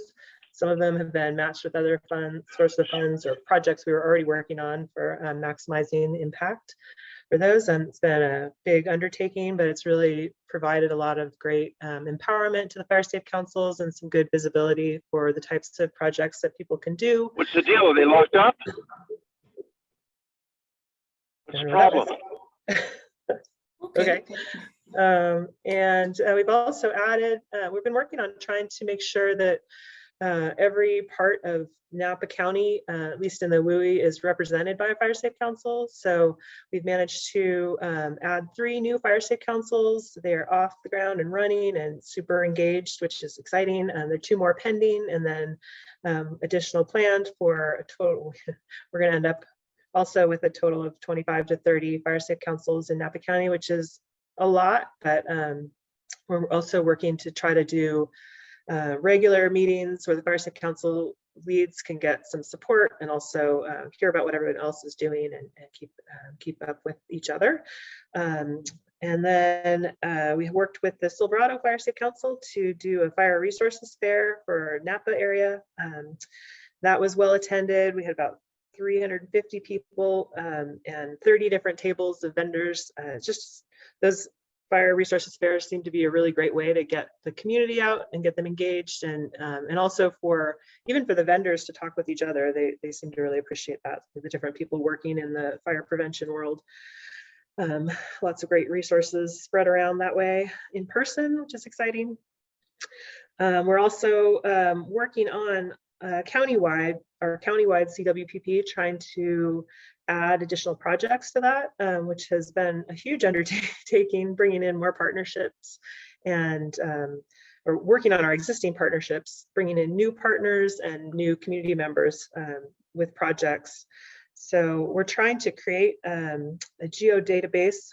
Our partner Carol Rice calls it the one database to rule them all. So we'll see about that, but a place where we can keep all of the information about different wildfire prevention, mostly vegetation management projects that have been done and will be in need of maintenance, projects that are planned, and projects that would be really helpful to implement.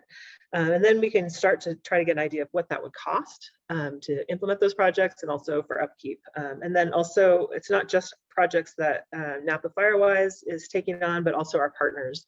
So just kind of a place where we can see where there are opportunities to build on other projects and collaborate and just create a wildfire resilient Napa County. And we're moving away from our 5-year plan and into just a whole resilience, embracing the fire resilience for Napa County, and just as an ongoing, not for 5 years, but forever, effort to manage fire risk. We're also providing support to our fire safe councils who want to also become Firewise USA certified to try to help them navigate that process as well if they are so inclined. There's been a lot of interest in that too. And I think there's more, but that's all I can think of right now. It's probably enough for now. Thank you so much, Sherry. I'm not sure how I did it, but I skipped MODOC. So Mila, if you would like to give your update, and then as soon as Mila is done, we will go on break. So sorry. Oh, unmute yourself, Mila. Okay, thank you. So for Modoc County, I think for now, the major accomplishment that I would like to report is about the CWPP that we just recently were able to update. The last CWPP was updated in 2017. And so as soon as I got on board, actually I just joined as a county coordinator in March. And so I tackled directly into the CWPP issue because it definitely needed to be updated. And so in view of that, the relationship building was so important in this county, being kind of small communities, but nevertheless, you know, there's always those underlying politics and issues that never got resolved in previous years. And so what happens sometimes is agencies, they just kind of work on their own, federal, state, and they don't really talk. They don't blend together their projects. They just go on their own. So anyway, through these Fire Safe Council efforts, we were able to put them in one room most of the time and be able to work together. It was so wonderful just to see them working together towards a common goal. And because of that, we were very successful in being able to have this tunnel vision in finishing and updating the CWPP in a very short period of time. And so after that development, I don't know if you can see, it's kind of far, probably. Behind me there is a big map of the expansion of the WUI areas that we were able to do because of the CWPP work. This is the old the ones in red are our old WUI areas. And going forward there, they expanded by about 5 miles, average of 5 miles each of these red zones. And in view of that, that will give us a better leverage, especially in for funding for grants. And we also were able to reconstruct our project list so that now they're more generic, kind of covering a lot of areas. And when we apply, or anybody in this county apply for wildfire mitigation, fire prevention projects, they would fall in any of those 3 categories in our project list. So we presented that before the Board of Supervisors in July, and they only had some minor additions or suggestions. You probably can't see, but I just tell. In this area, so this was expanded now, wider here for the WUI. And the only other suggestion, which actually it was more of a, I just forgot to add it, actually, is the option for fuels reduction is the grazing. Of course, I was in Butte County. I attended the grazing, and definitely we wanna kind of expand our knowledge on the grazing as an option for fuels reduction. In all of this, the collaboration efforts have been very successful, and now we have, like, I see this good rapport when we go to fairs now. We've done 2 major fairs in this county after that.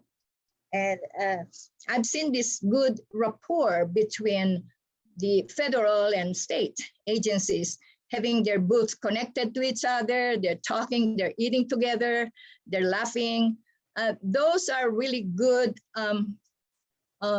indications, for future projects. You will get, better and good cooperation for this. So as far as roadblocks, of course, in my situation right now, I always tell Julia, I'm it. And I actually, I'm trying my best to be able to get somebody, an assistant or somebody to be trained to be able to do or kind of shadow me, and then be able to implement all of our other projects. So we also have, we're able to get this 4-year program of a defensible space through the California CCI program. And because there will be downtime for this, by winter season, there will be downtime for that. And because of the county coordinator grant money, we were able to do a lot of work even before the funding, before we even got any approval, but just be able to have the work, administrative work, to put all of these efforts together as a county coordinator towards this funded defensible space program. And we thank the county coordinator grant money for that. That's been such a big help. For goals, we would like to be able to now focus on, because of these expansions of the WUIs, now we are now able to do projects, fuel reduction projects in landscape scales from top to bottom, left to right, covering hundreds of thousands of acres, therefore needing the collaboration of the federal and state and the tribal government for this. And they're now all on board for this. So these are major endeavors that we would like to be able to accomplish in the next few years. That's it. Thank you so much, Mila. You know, similar to Del Norte Fire Safe Council, Modoc Fire Safe Council was really, you know, pretty quiet prior to Mila coming in and just shaking things up. So we're happy to see Modoc back on the radar and doing so much great work. So thank you, Mila. We are going to go ahead and take a 5-minute break. So we'll come back at 10:45 and we will continue.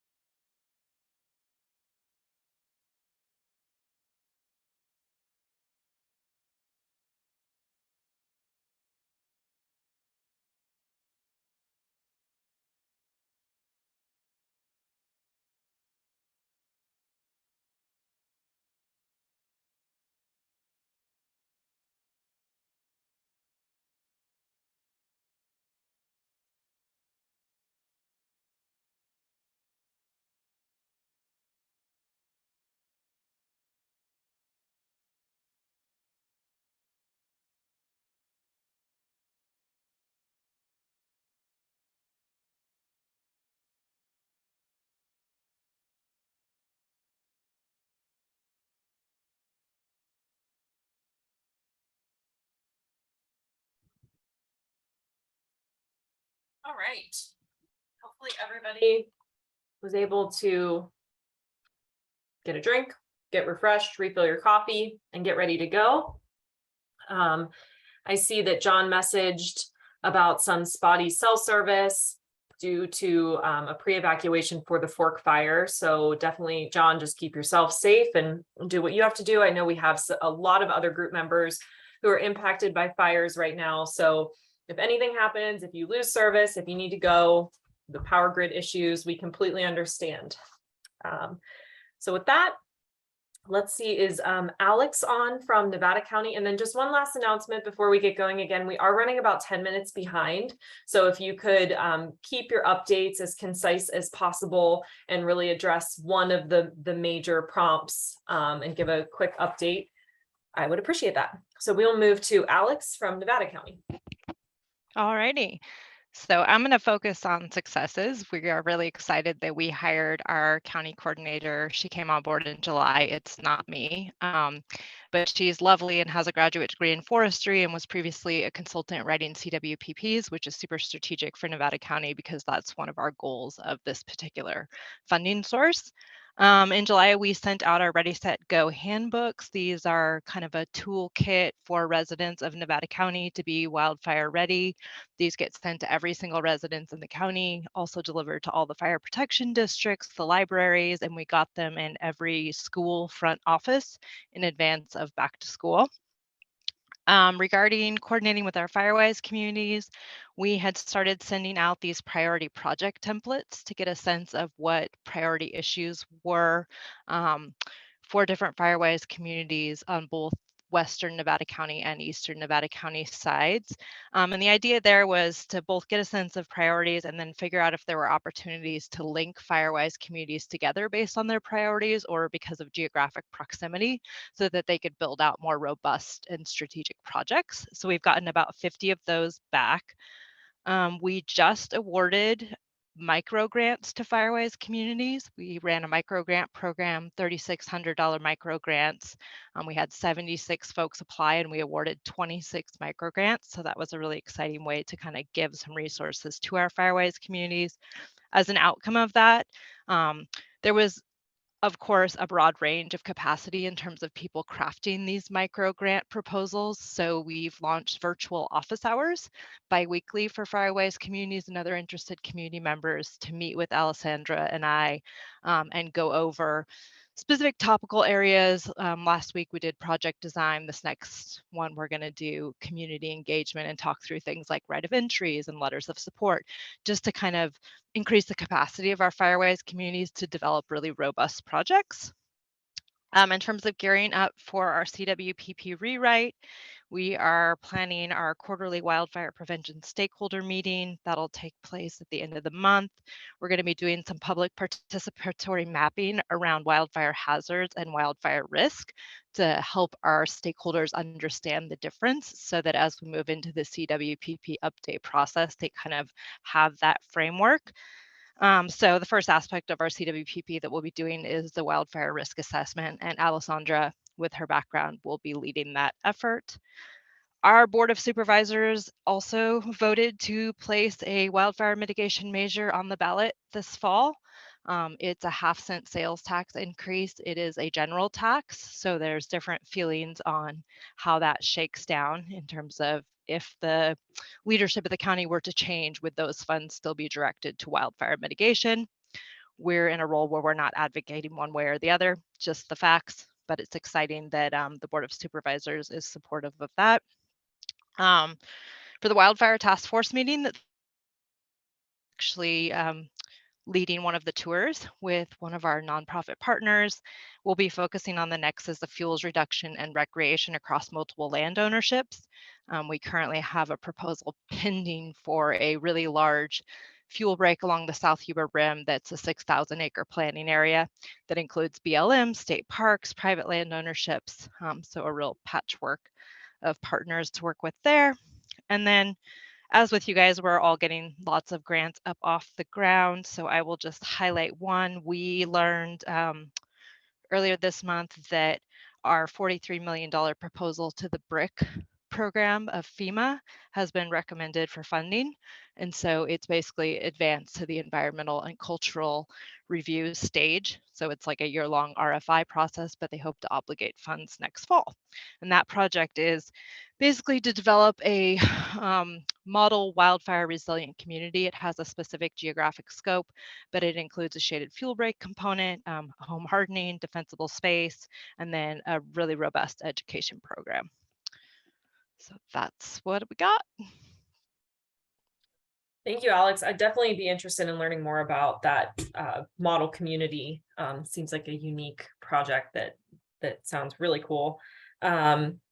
So, and then the other thing that I think is interesting that you brought up is your office hours for your Firewise communities. You're the first that I've really heard talk about something like that. And I think that that's a great idea and a great way to connect with your community.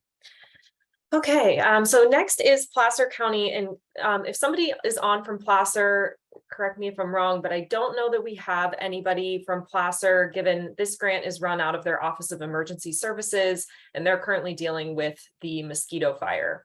So I would not expect them to be on at the moment. But again, if I am wrong, go ahead and jump in. But our thoughts are definitely with you all in Placer, and then El Dorado counties, of course, and any other counties that are impacted by this weather and the fires that are breaking out. So, all right, so we'll move on to Liam from Plumas.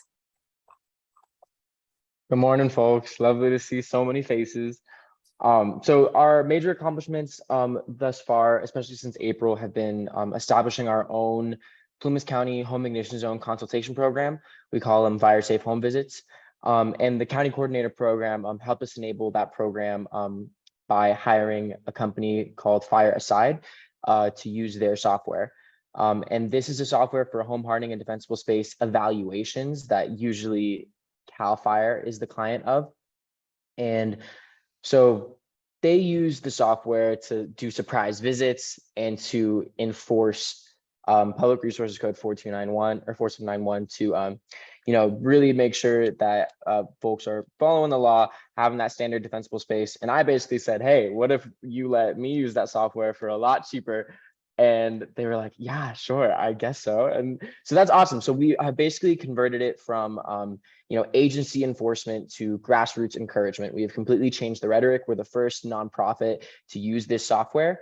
And I also think this has helped California Fire Safe Council reach out to Fire Aside, and now we kind of have a fun partnership going on, and which has also helped me.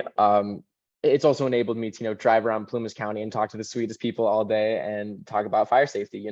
And so since we've started the program, we started it pretty low key through only word of mouth because the software is pretty complex, and we wanted to make sure we had a good grasp on it with a couple of volunteers that I've trained, and then. Just last week, we put an article out on Plumas News, which is our electronic newspaper. And within 2 days, we had over 40 signups, and it's only been going up since then. So I have been out in the county all day, every day, doing home hardening and defensible space visits. And it's been really, really sweet. And besides that, we've also started a defensible schools program. And so I've been using the same software. We partnered with the Plumas Unified School District to go to each school in Plumas County and to see how they can have defensible space, how they can harden their schools, which has been really fun because I would say that's been our main hurdles because we're trying to change the scope from what we know about home hardening to what do we know about school hardening, and we just figured that the education centers in the county should be a great example of what defensible space should look like. And it's also the places in the county where we go in cases of an evacuation. So we've been working pretty hard on that. We also started updating our CWPP. Last time we did it was in 2019. So we didn't initially have any plans to do this, but since we had the North Complex fire and the Dixie fire, a lot has changed in Plumas. The fuels have changed. We want to see how the scope of our fuels treatments in Plumas County have played out. I'm going to send a little thing in the chat. It's just a little picture of a fuels treatment that we did right before the North Complex fire, and you can see the exact borders of when we were treated, or of what was treated. Everything else burned at incredibly high severity, 100% mortality, and then as soon as the Plumas County Fire Safe Council treatment was hit, then it burned at low severity, and it was pretty ameliorative to the landscape. And so we want to update the CWPP to see how our treatments have withstanded since the Dixie Fire, since the North Complex Fire, and really understand that to act accordingly. And so now we're sort of on a grand tour of the Firewise monthly meetings. Plumas County has almost 30 Firewise communities. And so we've been going, advertising the home hardening consultation program. And we basically have this presentation that's a difference between Firewise and the Fire Safe Council and how they support each other. And since then, we have started a lot of really sweet community projects. We're currently working on this one called the Forest Knolls Project, which is a community in Quincy, California.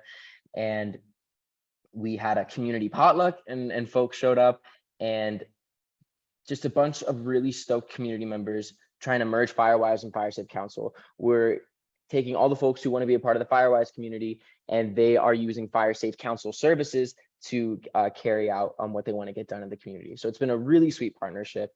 I also met with Danielle Bradfield once. She's the county coordinator for Sierra. We called it our county coordinator party because we live pretty close by, which is really just coming over to the office, and we just talked about county coordinator stuff for a while. That was fun. And then I also started this thing called People of Plumas, which is a little thing I wanted to do to demonstrate how good fire resiliency can look on a landscape. Because I think the thing I was encountering most on these consultations is that people were like, yeah, well, I would take out that juniper and I would thin out my trees, but then it would just look so ugly. My house would look so bad. But then I would go to other houses where it just looked incredible, and they had a fire resilient landscape that just looked gorgeous. And I really had the idea from this one house in Greenville, California. And unfortunately, Greenville did burn down last year in the Dixie Fire. But this one home, this man had been doing wildfire mitigation on his own property for over 7 years. And I could tell where his property was as soon as I was driving up to it. I was driving up, it was a full crown fire. And then as soon as it got to his property, fire dropped, and he had one patch of forest around just his property where he had done wildfire mitigation work. And I was like, do you mind if I highlight you and we'll write an article about you, put it on our website, put it on Plumas News? He was like, oh yeah, please. So I've been stacking them up, and it's basically I go and I take pictures of them, I do a little interview with them, hear about their story, take pictures of the property, see what they have done, just to highlight that fire resiliency can look awesome, and it has incredible outcomes as evidenced by his property. And so we haven't published any of them yet. I'm saving up enough so where I can release them week by week. But yeah, brief updates. But if you ever want to chat more about some stuff, I'll send my email in the chat. Thanks.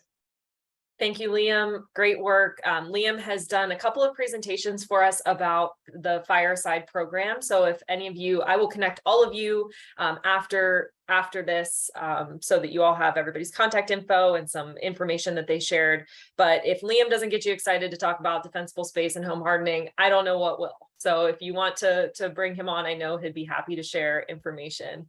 All right, so we'll move on to Sacramento.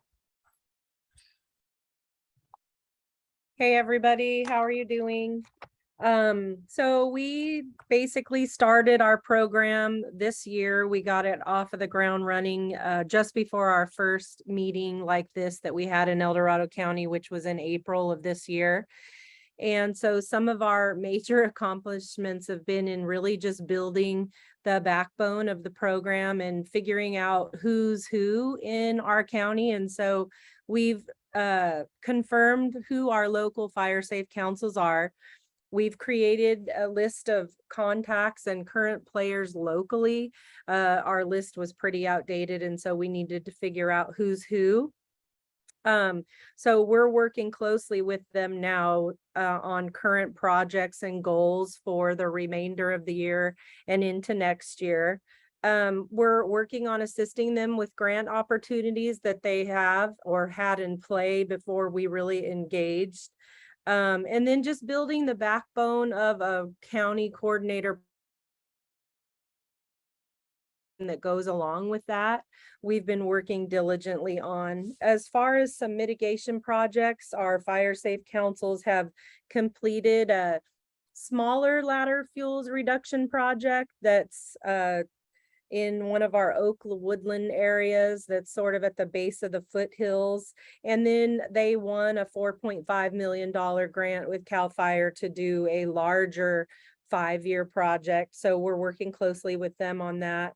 Some of our goals in the future and something that's really needed is one of our fire safe councils wants to do a CWPP. And so we're going to help them with that instead of hiring a consultant to do it because of the costs. The costs are pretty high for CWPPs by consultants. So we're going to work with them and write it with them. We have some emergency planning experience, so we think that we can help them do it for much less. We're also going to be getting our website at the county level up and running in the next month or so. We're a little bit behind on that goal. We have done some press events recently with one of the Fire Safe Council's success with, and also the California Department of Insurance. And I'll let my co-coordinator, Brian Johnson, chime in if there's anything that I miss, maybe the American River Fire Safe Council walkabout, Brian. Hey, good morning, everybody. Brian Johnson, Sac County Fire Safe Coordinator. Yeah, just in the last 3 months, like Brenda said, we're just making progress, trying to make connections. We did a tour out at the American River Parkway. They're making some headway in kind of correcting that kind of wooded area there. A lot of work being done in that area. It's a very fire problem area. With that, I think Brenna pretty much covered it. We're just kind of trying to build the program. So thanks for everybody's comments and sharing. We're taking lots of notes. Great, yeah, thanks, Brian. Appreciate that. And we'll be definitely wanting to learn more about that BRIC funding for Nevada County. So I may be calling you just to talk that through. So thank you. That's all we have to report. Thank you so much. I knew my agenda was ambitious when I thought that we would be done by 11 and ready for our presenters, but that's okay because this is really the meat of what we're doing. And this is the most important information to be able to share with each other and make these connections. So we're going to try to be done with our updates by 11:15 so that we can hear from our two incredible presenters that we have lined up and hear a little more in depth on some of the projects that they're working on. So with that, I'm going to go ahead and move over to San Mateo. Let me get my mic on. I'm David Cosgrave, San Mateo County. We've been working on pretty much three-pronged approach, the continued home hardening for individuals, and we have some projects going on with that. I'll put in the chat. The county extended they call it hazardous tree permit waiver. So I don't know if trees are necessarily hazardous, but you can look at the criteria they put there. But it's been very encouraging for homeowners to engage in that project that are in the county areas. It's one hurdle they don't have to go through if they meet the criteria in there, and it's been a noticeable difference in the county area of the tree removal and hazard removal.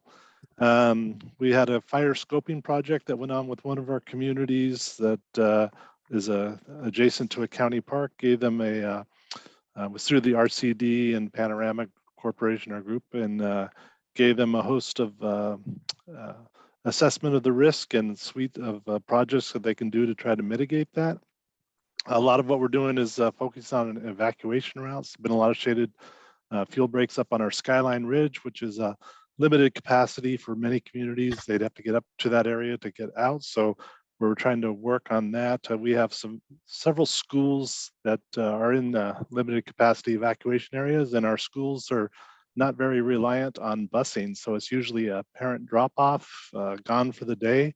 And so we've tried to address that risk with the school districts, even to the point of having them consider fire days, just like snow days. If there was a very high-risk school day, consider, would they just say we're doing remote learning?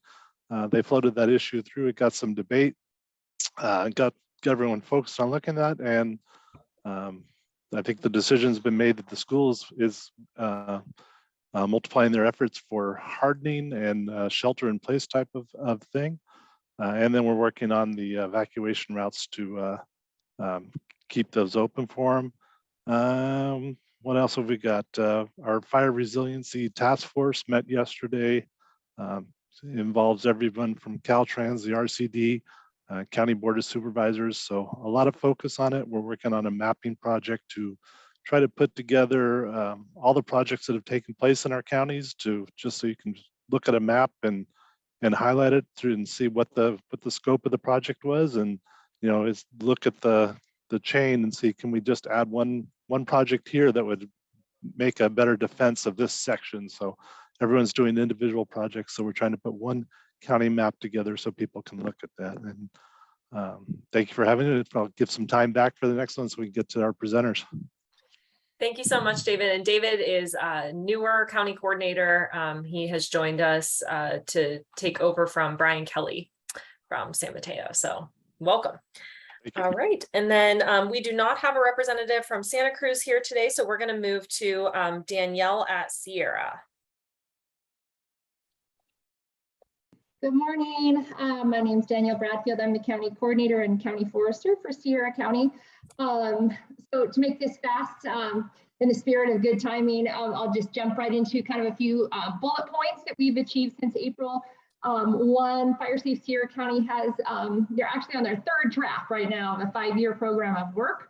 So we relied heavily on our FireWise communities and attendance at our Fire Safe Sierra County meetings, as well as the results of our resident and agency surveys to gather that data, and we've got that compiled. There's still some minor revisions, but that's about to be ratified at the board level. So that was a big achievement for us, and part of that was getting all of the projects going on in Sierra County into one GIS and on some maps on the walls that everyone could stare at. Spurred a lot of discussion, and then that's going to get fed into the county's GIS system on their website. Next thing that we've done is we have really taken a deep dive into board development and organization and reorganization. So with the assistance of a consultant, as well as our county council, we're doing board training, first of which would be tomorrow afternoon with the board luncheon, and going over everything from the ethics involved with nonprofits, taking a really close look at our bylaws and some potential revisions there. Roles, responsibilities. We've also created a whole new board manual for the Fire Safe Sierra County board members. We've also been working really closely with Sierra County Sheriff, because separately there is an evacuation planning grant that Sierra County has. And so Fire Safe Sierra County is working with our sheriff just to support his activities. So we have regular meetings with him about how we can support and how we can just facilitate anything that he's doing related to that evacuation planning grant. One other thing that we've dealt with since April as well is we have really fleshed out what communities in Sierra County do not have the FireWise community status, and we've assisted them with getting their assessment done and hopefully achieving that recognition soon. And then the next thing is that we have developed an executive director job description and are preparing to have that hit the streets, and have been actually in talks with a few interested individuals. So looking at building that capacity, because in really short order, we have a lot going on. So it would just kind of help spread the workload around. And I think really those are kind of our biggest achievements since April. Thank you so much, Danielle. All right, so we have Siskiyou County. I believe Giselle is joining us via phone. I don't know if Giselle or Kristen wants to give the update for Siskiyou. Yeah, I'm gonna do it. Giselle is actually at the Tule Lake Fair, way up in the remote reaches of our county. Actually, she's working with a big group of fire survivors, fire victims from our recent fires right now. And so I'm gonna speak for our county. My name is Kristen Norman. I'm the administrative assistant for the Fire Safe Council of Siskiyou County. And we have been extremely busy with outreach events. Probably about 20 outreach events since April, and we're doing the next 4 days straight at the Tule Lake Fair, because our county fair was canceled because of the McKinney fire last month. And so we've reached hundreds and hundreds of people. So it's been a really big deal getting everyone prepared for the fires that have, of course, been happening in our county. And our big success story is that we've collaborated with and partnered with CORE, which is the Community Organized Relief Effort, another nonprofit out of LA that called us up and said, hey, Siskiyou County's got awesome stuff going on. We want to plug in with you. We've got $220,000 to do we've never done wildfire mitigation projects. We are moving into that realm with our International Disaster Relief organization. And so they said, we have this pot of money. What do you want us to do? And so we've done this really groundbreaking program for our county, at least in Dunsmuir, which is one of our most vulnerable communities, highest fire risk and lowest socioeconomic strata. And we've also partnered, connected them with our Dunsmuir Disaster Planning Committee and Torchbearer, which is another nonprofit in Siskiyou County that does prescribed burning. Is actually one of only 2 fire bosses in our county. And so we've just gotten an incredible amount of things done in Dunsmuir this summer, which has been awesome, but also, taken a lot of our time, and it was kind of unexpected, out of the blue, which was awesome. But, so some of the things on our work plan, like our surveys, have kind of gotten pushed to the back burner. Yeah, they've done 28 homes for low income, disabled, elderly residents, doing their defensible space clearing for them at no cost, and some home hardening. And 20 of those homes actually were in the Happy Camp area. They actually were able to pause the Dunsmuir project and do a emergency response during the McKinney fire. And in the path of the fire, they were able to get in there and do 20 homes doing defensible space clearing in, advance of the fire. So those homes had a better chance of survival. The fire didn't end up getting there, thankfully, but so they're going to be doing another, hopefully 15 homes in Dunsmuir by the end of the project in about a month.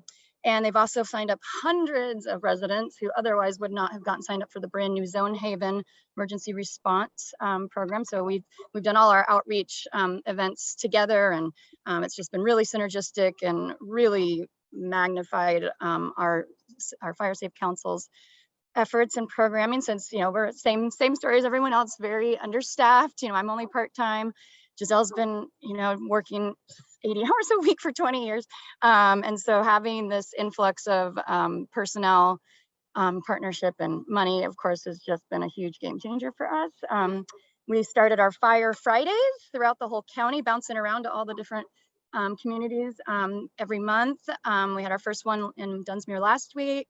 It was a big success. Had, CAL FIRE partnered with us on that, doing, community discussions and information, education. And then we are also, our big thing with this partnership is we're starting our very first Firewise community in Dunsmuir.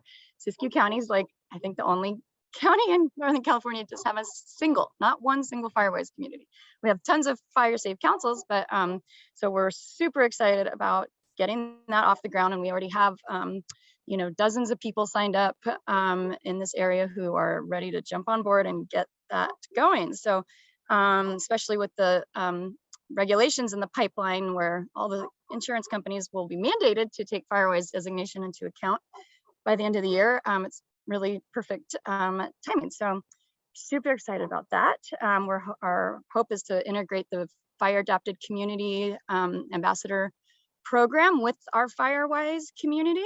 And I don't know if anyone has done that. I'm sure I'm not the first person to think of it. So that's one of my questions to the group here. Has anyone integrated those 2 programs? They seem like a match made, it's like so logical that they would fit so perfectly together. I'm sure someone must have done it, but I'd love, if anyone has or knows of anyone, I would love to connect with people or anyone who is interested in doing that. We could work on it together. So yeah, we've had a lot of fires in our county the last 6 weeks, and we've been doing response to that. Yeah, we're just hoping to get more grants. We're doing a lot of grant applications, trying to make this a long-term sustainable position for me and increase our capacity with more staff. And that's pretty much all we're doing. Not all, but Always a lot happening up in Siskiyou. Thank you, Kristen. So we will move to Nancy, and we do only have a few minutes left. So please, I do ask if you could just keep it to a program highlight. Something that I'm kind of sensing is maybe we need more of this. We need more time to share all of the incredible work that we're doing, because it's just so much. You guys are doing amazing work. So we will go ahead and move to Nancy. Good morning, everyone. I will keep it brief and high level. So the county coordinator grant program for us has taken a little longer for us to get kicked off, but we are in negotiations on a contract right now with a firm who will provide staff to support us in several efforts. So we're taking a slightly different approach than having one individual, but we're very excited about this. And just highlights as far as our accomplishments as we've been building capacity. We had our countywide Fire Safe Council kickoff meeting in July. We're getting ready for our second meeting, September 19th. We're very excited. We have 2 community fire safe councils. So building a countywide fire safe council to serve as an umbrella to newly forming councils is going to be very helpful for us. We are making progress in several efforts. It was interesting for me to hear about Nevada County and your sales tax measure, for example, because we have placed on our ballot for November a 1/8 cent general sales tax. So I'd love to compare notes with you, Alex. It would be great for us to talk about that together if you wouldn't mind. But we're working on several efforts. We had some grant funds that we were able to use to secure radios for our fire protection districts. We're still working with LAFCO on a possible reorganization of districts, and we're discussing consolidated dispatch and all sorts of different efforts with the community fire safe councils. We're spending a lot of our time right now trying to develop a fuels reduction program, a chipper program, and a defensible space program as part of building our CWPP. We don't have a CWPP yet. We just kicked off with a CAL FIRE grant to begin the process for building that. We're also working on an evacuation plan. We have a vendor in place, Zone Haven, that we're working with. And all of this was because of a CAL FIRE grant that's allowed us to partner with the Solano RCD, who also receives grants. And we're just really building capacity, and a lot's happening. So we're very excited. And thank you again for everybody sharing today. It was helpful for me to hear how people are progressing. Thank you so much, Nancy. Thank you. We will move to Trinity.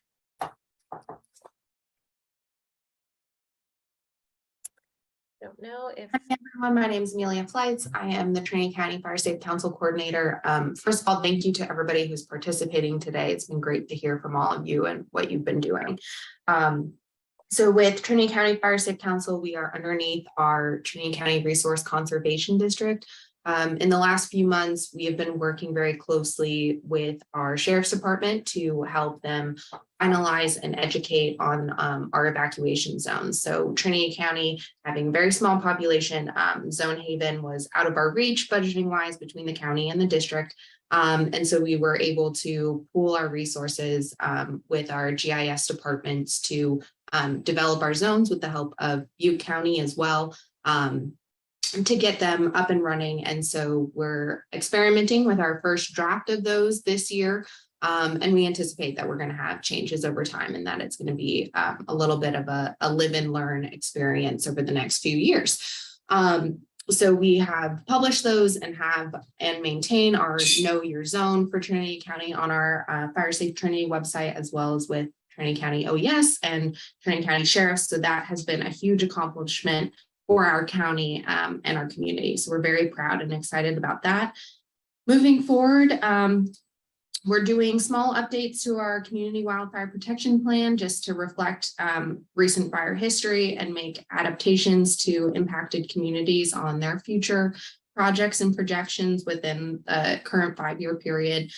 We have developed evacuation preparedness bags, go bags that have the CAL FIRE list and a few additional items printed on the side of the bags for both pets and for humans. We've distributed over 200 of the human bags. We partnered with our local food bank to have those distributed across the whole entire county to all of our communities.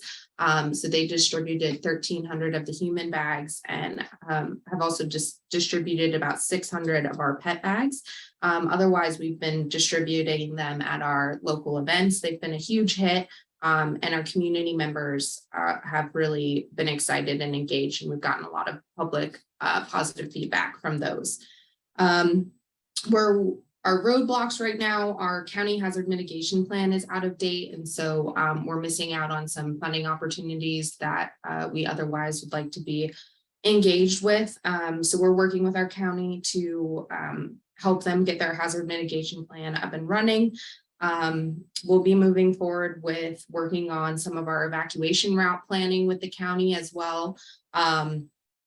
We are looking at the new CAL FIRE requirements for the FireWise communities, as our Fire Safe Council has maintained our 13 FireWise communities since their creation. And so we're adapting to the new state initiatives there. So if you guys haven't seen those, I encourage you guys to check those out. It's a little different than how we've been renewing our FireWise communities in the past. More than that, we have a Grizzly Corps member starting next week. He's going to be working on our neighborhood ambassador program and really getting our education and outreach with those individuals up and running. We hope to make that a reoccurring Grizzly Corps member program in the future. We're getting our youth education this fall going. Our education and outreach coordinator will be working in the classroom and then after school to do fire ecology, fire preparedness, and many other topics with them. We have 5 lesson plans up and running, and so she'll be engaging with schools all throughout our county. And lastly, our county Fire Safe Council as a whole is going under a little bit of reorganization. We have been working without an MOU for about the last 10 years, just had consistent and reoccurring agency participation. And so we are looking at rewriting and updating and activating an MOU just due to the overall activities within the last year and doing a lot more than we have in the past. We've identified that we need to have that standing policies and procedures to help back some of our actions and decisions. So we'll be working on that and hope to have that up and ready by January 1st.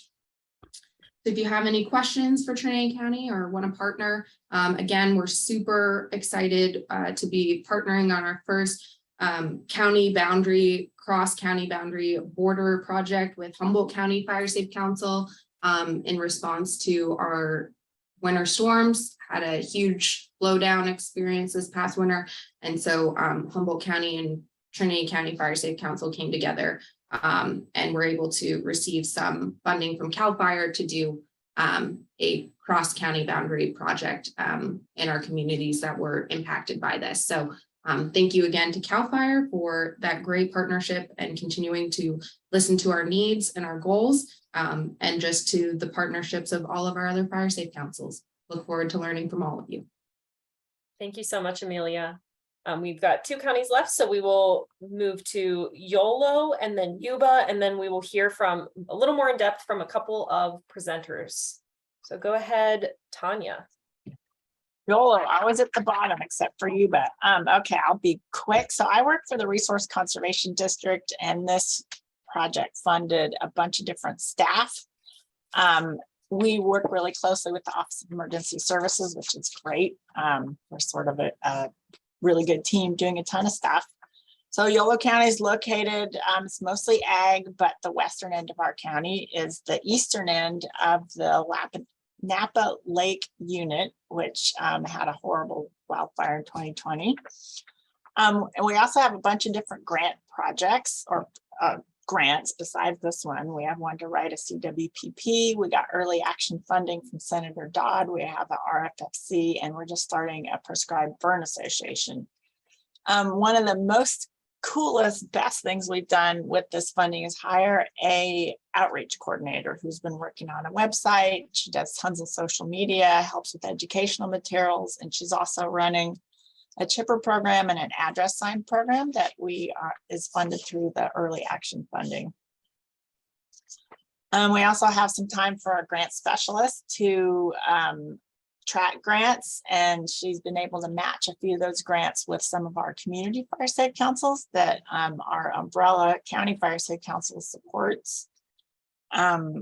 and that's been really fun. And also is tracking grants, and we'll be writing some more for some projects to match our, we're writing a CWPP. Yolo County was one of the few counties that didn't have one. So we're starting community meetings, which is what I've been coordinating, like in-person meetings with maps and stickers. And that's been great. We've done one, we've got 2 scheduled next week in our WUI areas in the Western County.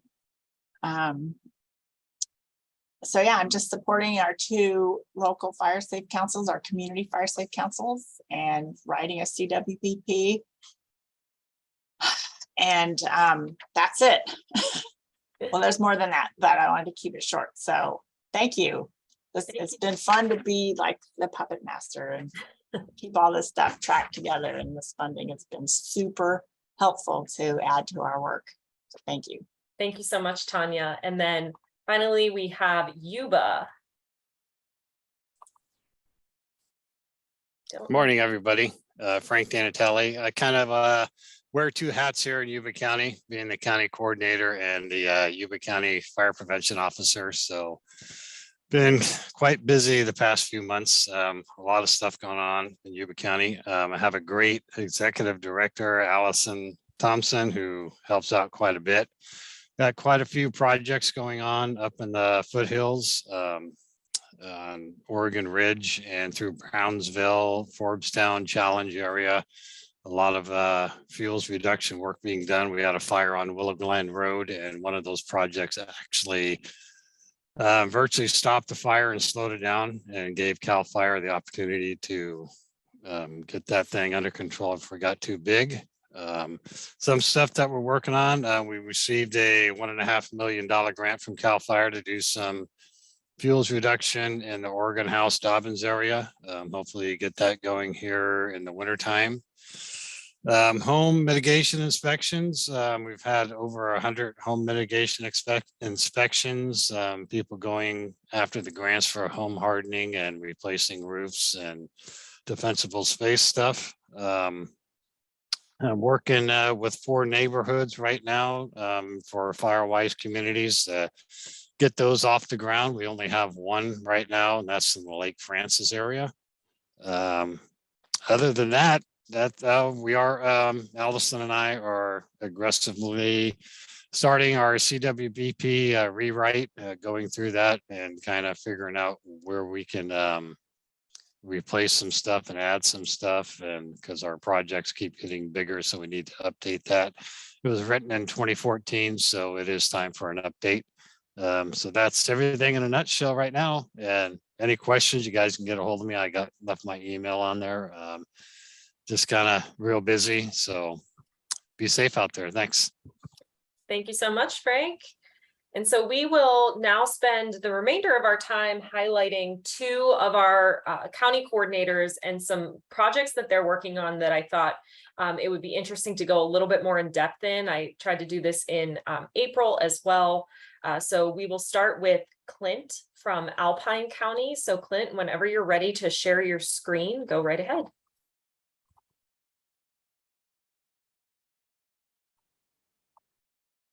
Oh, Clint, you got to unmute. All right, let's start again. Good morning, everybody. I will try and hurry along here so we can catch up on time. Does everybody hear me and see the screen? Yes, you are good. Everybody hear me? Okay, yep. Perfect. Sounds good. So I am the wildfire county coordinator for Alpine County. Alpine County is south of Lake Tahoe here, a small little county just outside the Tahoe Basin, has a northeast portion that abuts up against the Nevada state line.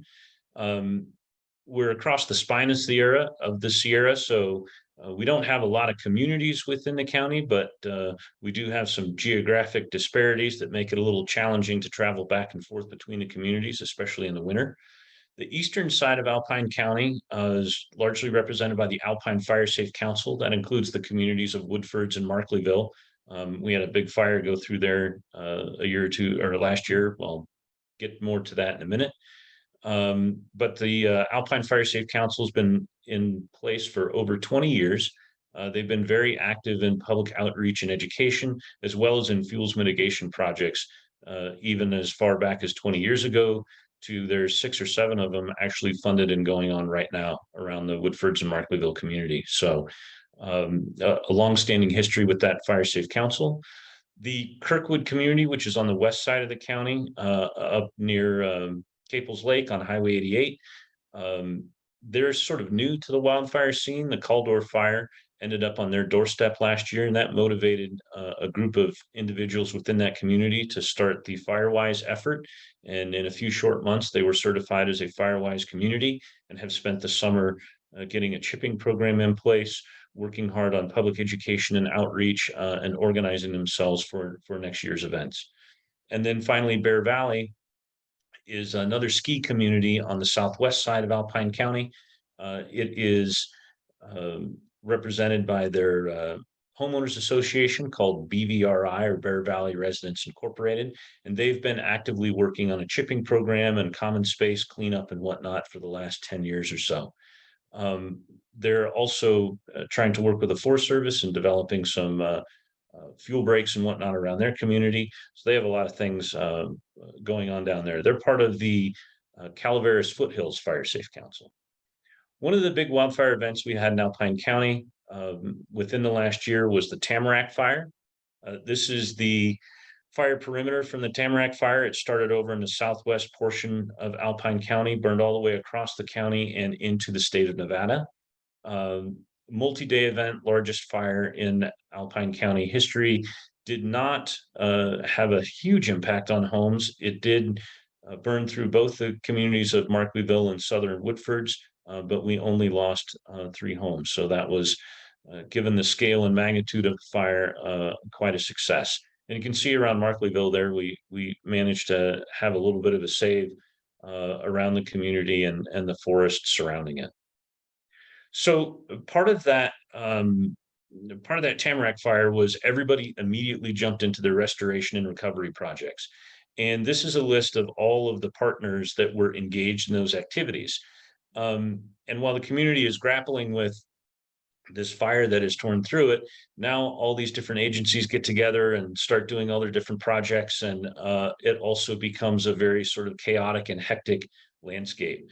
So in order to address some of those questions, the county put together a public meeting on June 28th to try and get a bit of a sense and cohesion about how all these projects were working. And this was probably the culmination of the coordinator effort here, was being able to create an opportunity and a coordinated presentation to the public on all these different projects. So one of the key things that we did with this was we had 2 projectors running at the same time, and we had some mapping stuff going on the right-hand side, and each presenter getting up and talking about their stuff on the left-hand side. And that gave us a way to really hone in on everybody's projects, but also pull back to the landscape level and see how these different projects and different agencies were lining up next to each other. There weren't any major concerns or anything that came out of it, but it was a very informative moment for the public and for the partners to be able to kind of understand, okay, what's going on in the landscape here. We had, as you can see, 10 or 12 different folks. And one of the things that we focused on was making sure that everybody kind of gave a seamless presentation. So instead of each agency getting up and putting in their PowerPoint, we actually went through, and I just wanted to show you, we put all the slides into a single PowerPoint. The beginning of the PowerPoint actually talked a little bit about, what does recovery mean and resilient conditions and other fires in the area. And then we got into the individual projects, and all of this was in a single PowerPoint. So we simply just handed the microphone off to each of the individuals so that they could go over their particular projects. These were the slides. And then of course, on the mapping side, we could go ahead and pull those projects into the presentation. So whether you're presenting from the Forest Service, the BLM, or the Alpine County, CAL FIRE, it all sort of looked the same and flowed. And that was really helpful in presenting that information to the public and getting everyone on the, all the partners on the same page. We used ArcGIS and ArcMap as our basis for capturing this information. Alpine County uses ArcGIS Online as well. So through this combination of software, we were able to get the shape files and GIS data from all the different partners, and then provide some sense of continuity over the landscape. This particular map shows all the different prescriptions that were being used and applied. And these prescriptions largely actually represent sort of where the partners were in their implementation of restoration at the time. So some were actively working on like aerial seeding, while others were working on things like the biomass removal and that sort of stuff. Alternatively, we also can show and pulled up the projects by ownership, so we could see the BLM, the Forest Service, the private lands, the state lands, all that sort of thing, Caltrans right of ways going through there and whatnot. So it was a great way to be able to show sort of how all the different partners played together and they worked together. And for the partners as well, they're all very heads down working on their projects. It's a very frantic time of getting through everything that you're trying to make happen and get done. You don't necessarily have time to collect information from all of your neighbors and kind of figure out how all that worked. So it was very helpful for the partners to be able to see this stuff and go, oh, wow, that's kind of helpful. Yeah, I see what they're doing over there. And, here's some holes that we have. Maybe we need to look at what we can do here. And here's some good collaboration there. So from the partner perspective, it provided them an ability and coordination that they just, they don't have the bandwidth to do in their own. So the public meeting was a great success. Everybody was very happy with it, very informative. A lot of questions got answered. And really, we haven't had any significant, everybody's just been heads down through the course of the summer getting their work done. So the next piece of this is that we're moving into updating the Alpine County website with a wildfire risk mitigation section. We have some big buttons here that help you get to specific areas of information for whatever you're looking in, whether you want to find out about your community or how to get involved or other resources and that kind of thing. I actually want to take a quick run through of the website here real quick. In the interest of time, I'm going to skip the one about the Tamarack fire, but you can go into Tamarack fire and see some of that information and pull up a map. I've also created one under the communities. So for the community of Bear Valley, a little description about it, a link to how to get to the BVRI's information in their website. And then I've created an ArcGIS online map where you can actually pull up the community of Bear Valley and see some of the projects and efforts that are going on there. So this particular map was actually used by BVRI to be able to kind of see, okay, these are, they knew the areas that they had treated, they knew where they were in the process, but it was hard to convey that to outside agencies, Alpine County, everybody else. So, these were all in maps they were using internally. I put this data together for them on GIS, put it up on ArcGIS Online so that they could see it. And then this is a link that they can use within their own meetings or with talking with the county or the Fire Safe Council about where they are on different stuff. And then, of course, we've also included the other Forest Service type projects that are sort of in the planning stages of this is kind of what we would like to do. The Forest Service has a larger project around here in Bloods Ridge. This is sort of identified, hey, the treatment zone immediately next to the community and what we'd like to do. So it's a way to basically the ArcGIS data and the GIS data is being used to help facilitate conversations at different meetings. There isn't a particular, we're not doing this for a specific area or audience. It's a way to be able to help collaborate and foster coordination amongst the county, amongst the players within the county, amongst the agencies in the county and that sort of thing. So in a nutshell, in 5 minutes or maybe a little more, that's kind of the ArcGIS Online stuff that we've been working on in Alpine County. With that, I'm open to questions. Thank you so much, Clint. If anybody has questions for Clint, please go ahead and place them in the chat. We are also, again, going to connect all of you. I'm sure you can see why I asked Clint to share this project. This is ultimately what we would love to have from every county in California. We would love to have these visual displays of data, information, a super high level view of everything that's happening within the county, from the projects to the players. So we've been very impressed with the work that Clint has been able to do in a very short period of time. He's an Alpine County native, so he really understands the landscape and the people involved in the project. So definitely happy to connect you with him to talk further about how he built this out, how he gathered all of this data, and how he got all the partners involved. So with that, I'm going to go ahead and hand it over to Marika from FireSafe Sonoma to talk a little bit about some long-term strategic planning that they're doing in Sonoma. All right, just getting my screen up. We got to presenter mode. All right, can everybody see my screen? Yes. Great. Okay, well, thanks everyone. This has been so inspiring just to hear what you're all doing, and thanks for the time to present what we are doing in Sonoma County. Before I get started, I just wanted to recognize that we are on the native land of the Pomo and Coast Miwok and Wapo here in Sonoma County, so to pay respect to our elders past and present. My name is Marika Ramson. I am the executive coordinator for FireSafe Sonoma, and on the call today we also have our CEO, president of the board of FireSafe Sonoma, Roberta McIntyre. Do you want to say hi quickly, Roberta? Do you mind? Sure. Hi, everybody. Okay, so we also have Tilly Hall from England. She's actually here doing a PhD to study care, the caring of communities in wildfire, caring of, yeah, that verb in communities that have been affected by wildfires. So if you're interested in that, please contact us and we can put you in touch. So she just arrived yesterday.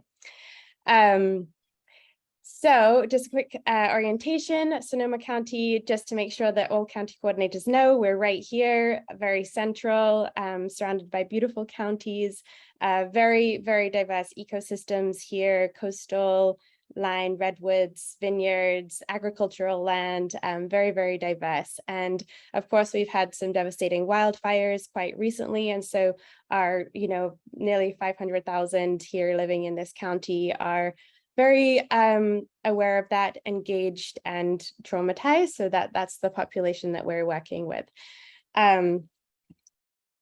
This is the presentation, but I'm going to skip through the first bit of it very, very quickly. Very simply, and actually Tilly Hall has really helped us hone in on our core values with her PhD research. We are caring for our community and we are caring for our environment. Very simple. Moving on, oops. I'm skipping slides. Our history of FireSafe Sonoma, we've been around for about 25 years, doing fuels reduction projects, working with communities and educating our communities as best we can around fire safety. Like many of you, we work with our fire safe community groups, fire mitigation groups, fire departments and agencies, our governmental stakeholders and local organizations. And that is my role really as the county coordinator, is to be that bridge and to bring everybody together and to share a common vision so that we can move forward with that common vision together. FireSafe Sonoma has been doing such incredible work over the past 25 years, but it has all been voluntary. So the incredible board has dedicated their hours unpaid to move all of these projects forward in our community. So as of April this year, they brought me on as the first paid staff. My background is not in fire, it's in education for sustainable development. So I'm learning very quickly and really, really so grateful for all the support that I've been getting from this county coordinator community. I'm going to skip over our past because all of this is on our website.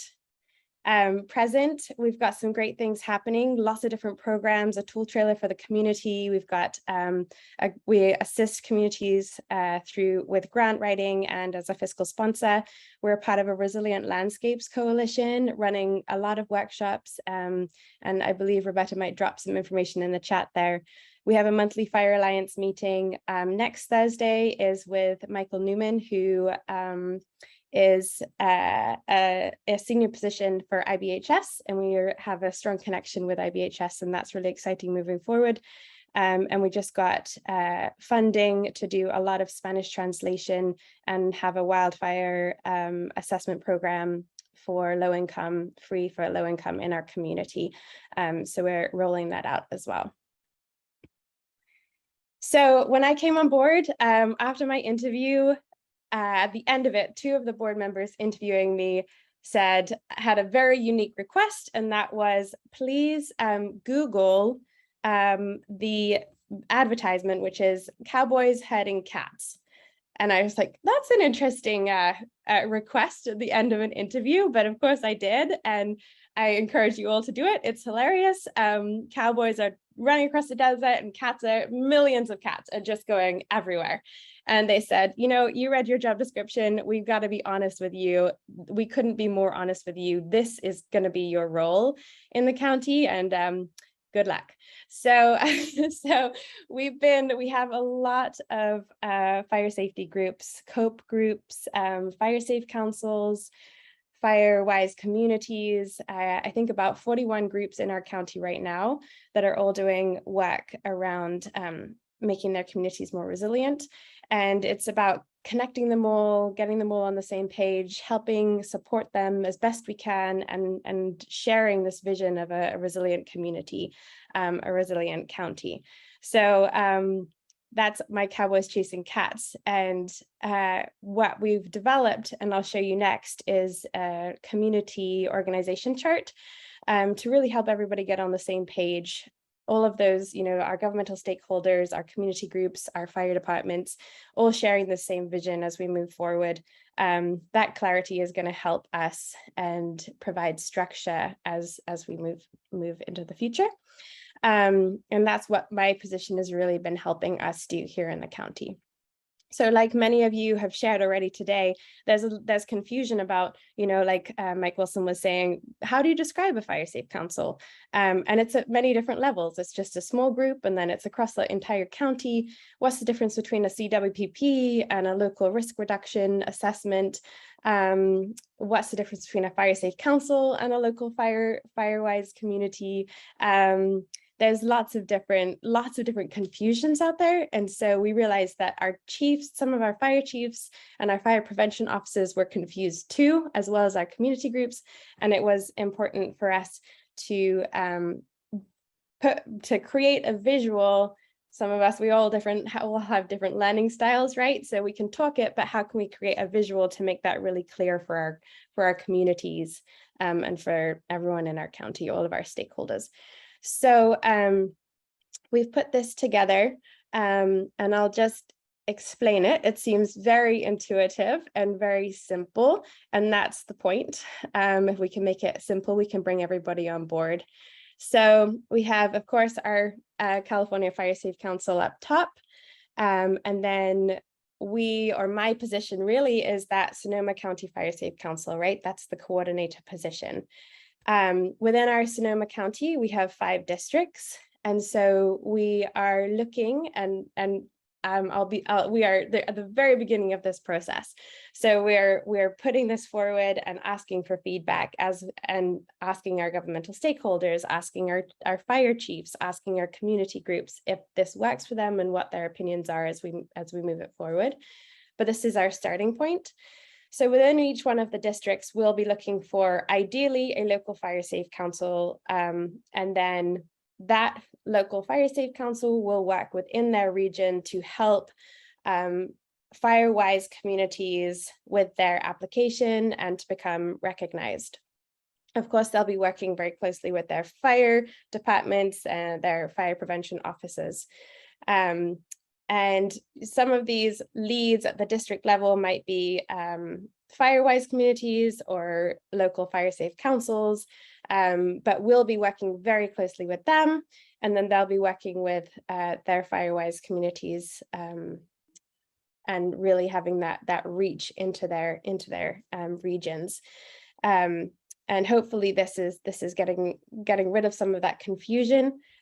We currently work with 4 communities, and they're developing as local fire safe councils with CWPPs, and we realize how much work that is, and the renewal process of that is a little bit unclear.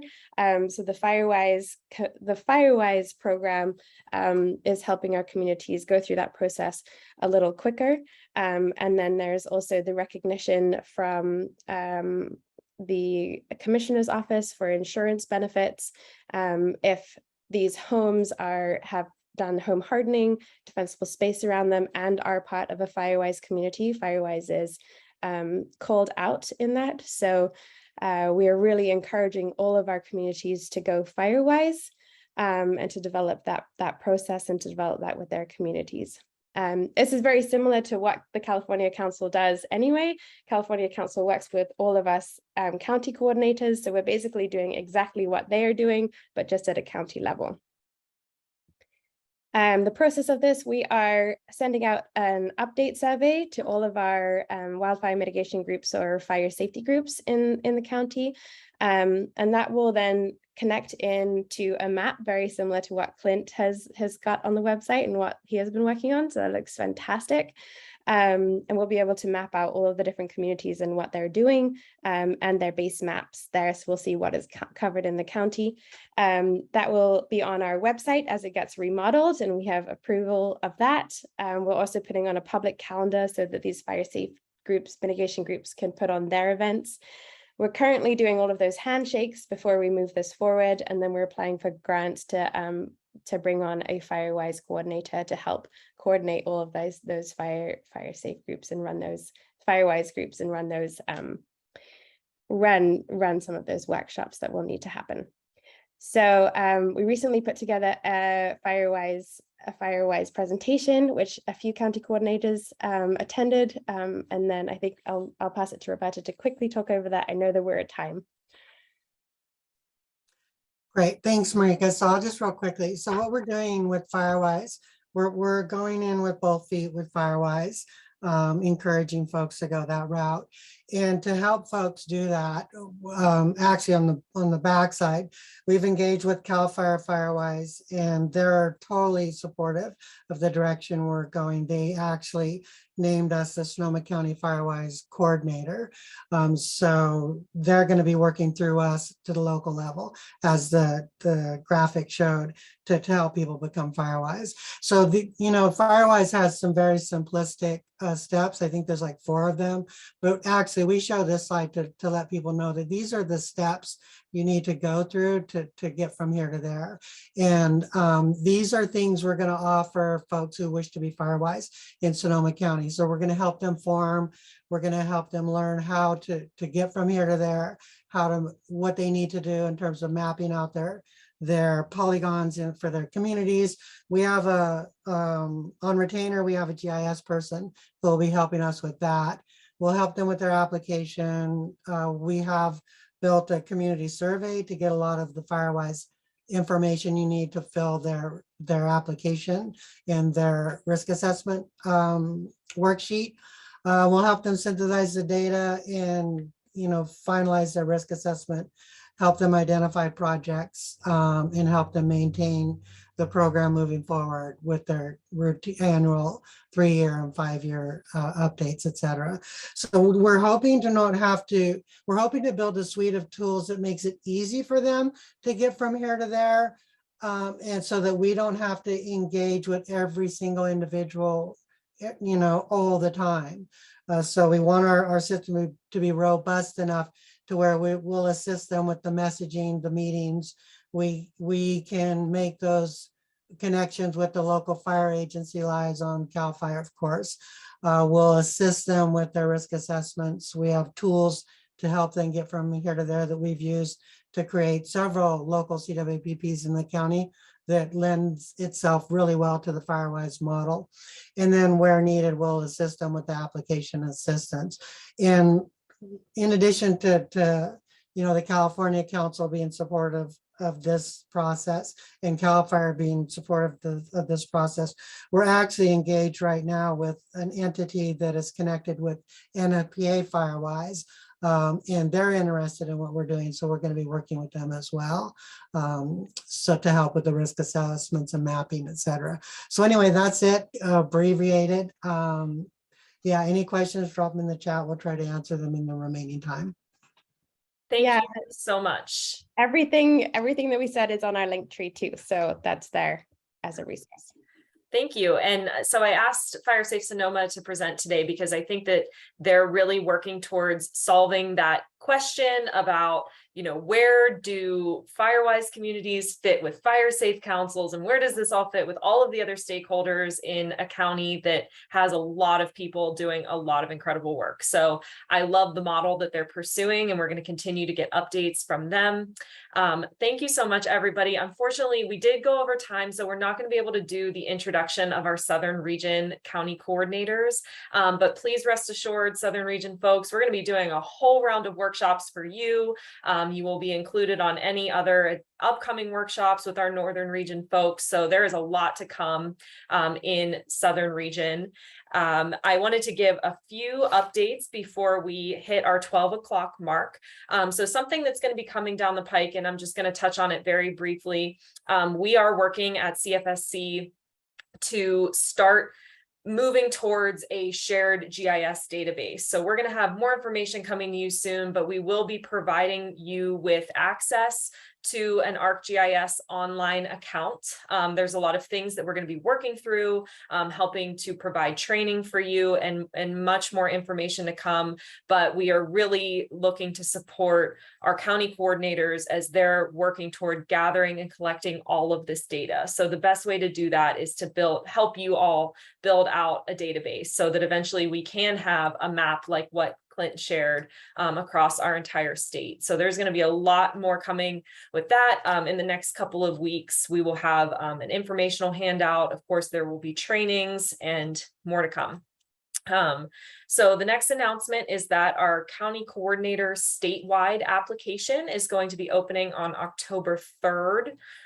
So anybody that is on this call that is looking to apply for our next round of county coordinator funding, if you were inspired by all of the incredible work that you've seen today, that will be opening. And again, that is a county level program. So if you are an organization, Nina just dropped the link in the chat so you can take a look there. But if you are a Fire Safe Council or an RCD that is interested in applying, you will need to get the support of your county's Board of Supervisors to be your county's applicant.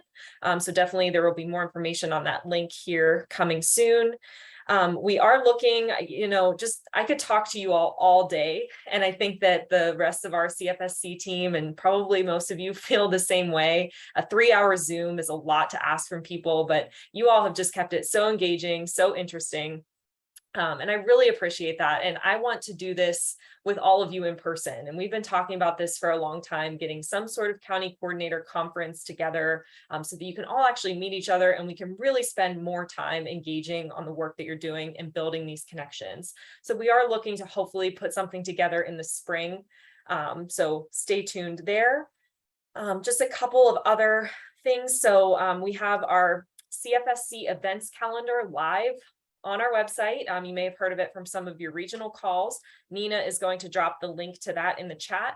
So if you have any upcoming events, please submit a form at the events calendar. If you scroll down to the bottom, there's a button that says submit event. It's a really simple process, but would love to get all of your great events up on our calendar for the world to see. Of course, we have our ongoing regional coordinator monthly meetings that are listed on that events calendar as well. So we have the Central Region, the first Wednesday of the month at 2. The Southern Region is the second Wednesday of the month at 12. And the Northern Region is the last Thursday of the month at 12. So those are breakout sessions based off of where your county falls within our regional coordinator boundaries. So that would be Mike Wilson, Brooke McAllister, and Brittany Munoz are our regional coordinators. These are opportunities for you to talk in a little bit of a smaller group setting sometimes there's a lot of people, but just to talk more in depth about all of the project work that you're doing. So if you liked this, if you enjoyed hearing from all of these different groups, please make sure you're joining your monthly meetings. Then the last new update that I will push out to the world is our virtual learning center is also live. So Nina's going to share that link as well. Be sure to go check it out. It is your one-stop shop for resources, story maps, more information about what other groups are doing, what we're doing at the Fire Safe Council. So I highly encourage you to spend some time exploring our virtual learning center. And it might also inspire a lot of you as you're all building your websites. There's a lot of great information included here. So please feel free to take a look and reach out to our communications team if you would like more info on how they put that together. So I will wrap it up by saying thank you, everyone. I get so much joy hearing all of the work that you're doing across the northern region. I am so excited to launch this in the southern region and then ultimately get all of our states funded for a county coordinator position. And I speak on behalf, I think, of all of our CFSC team that you guys are just killing it. You're doing amazing, amazing work. Thank you, thank you, thank you. And we will actually end on time. It's kind of amazing. So please feel free to reach out if you have any questions. We will send an email here shortly with just a wrap up. I will include all of the links. I will include all of the documents that all of you shared. We'll work on making those connections. And until then, everybody stay safe and keep up the great work. Thanks, Julia, for putting this together. Thank you. Everyone. Thank you so much. Thanks, everyone. Thank you. Thank you, Julia. Thank you, Thank Julia. you. Thank you. Bye.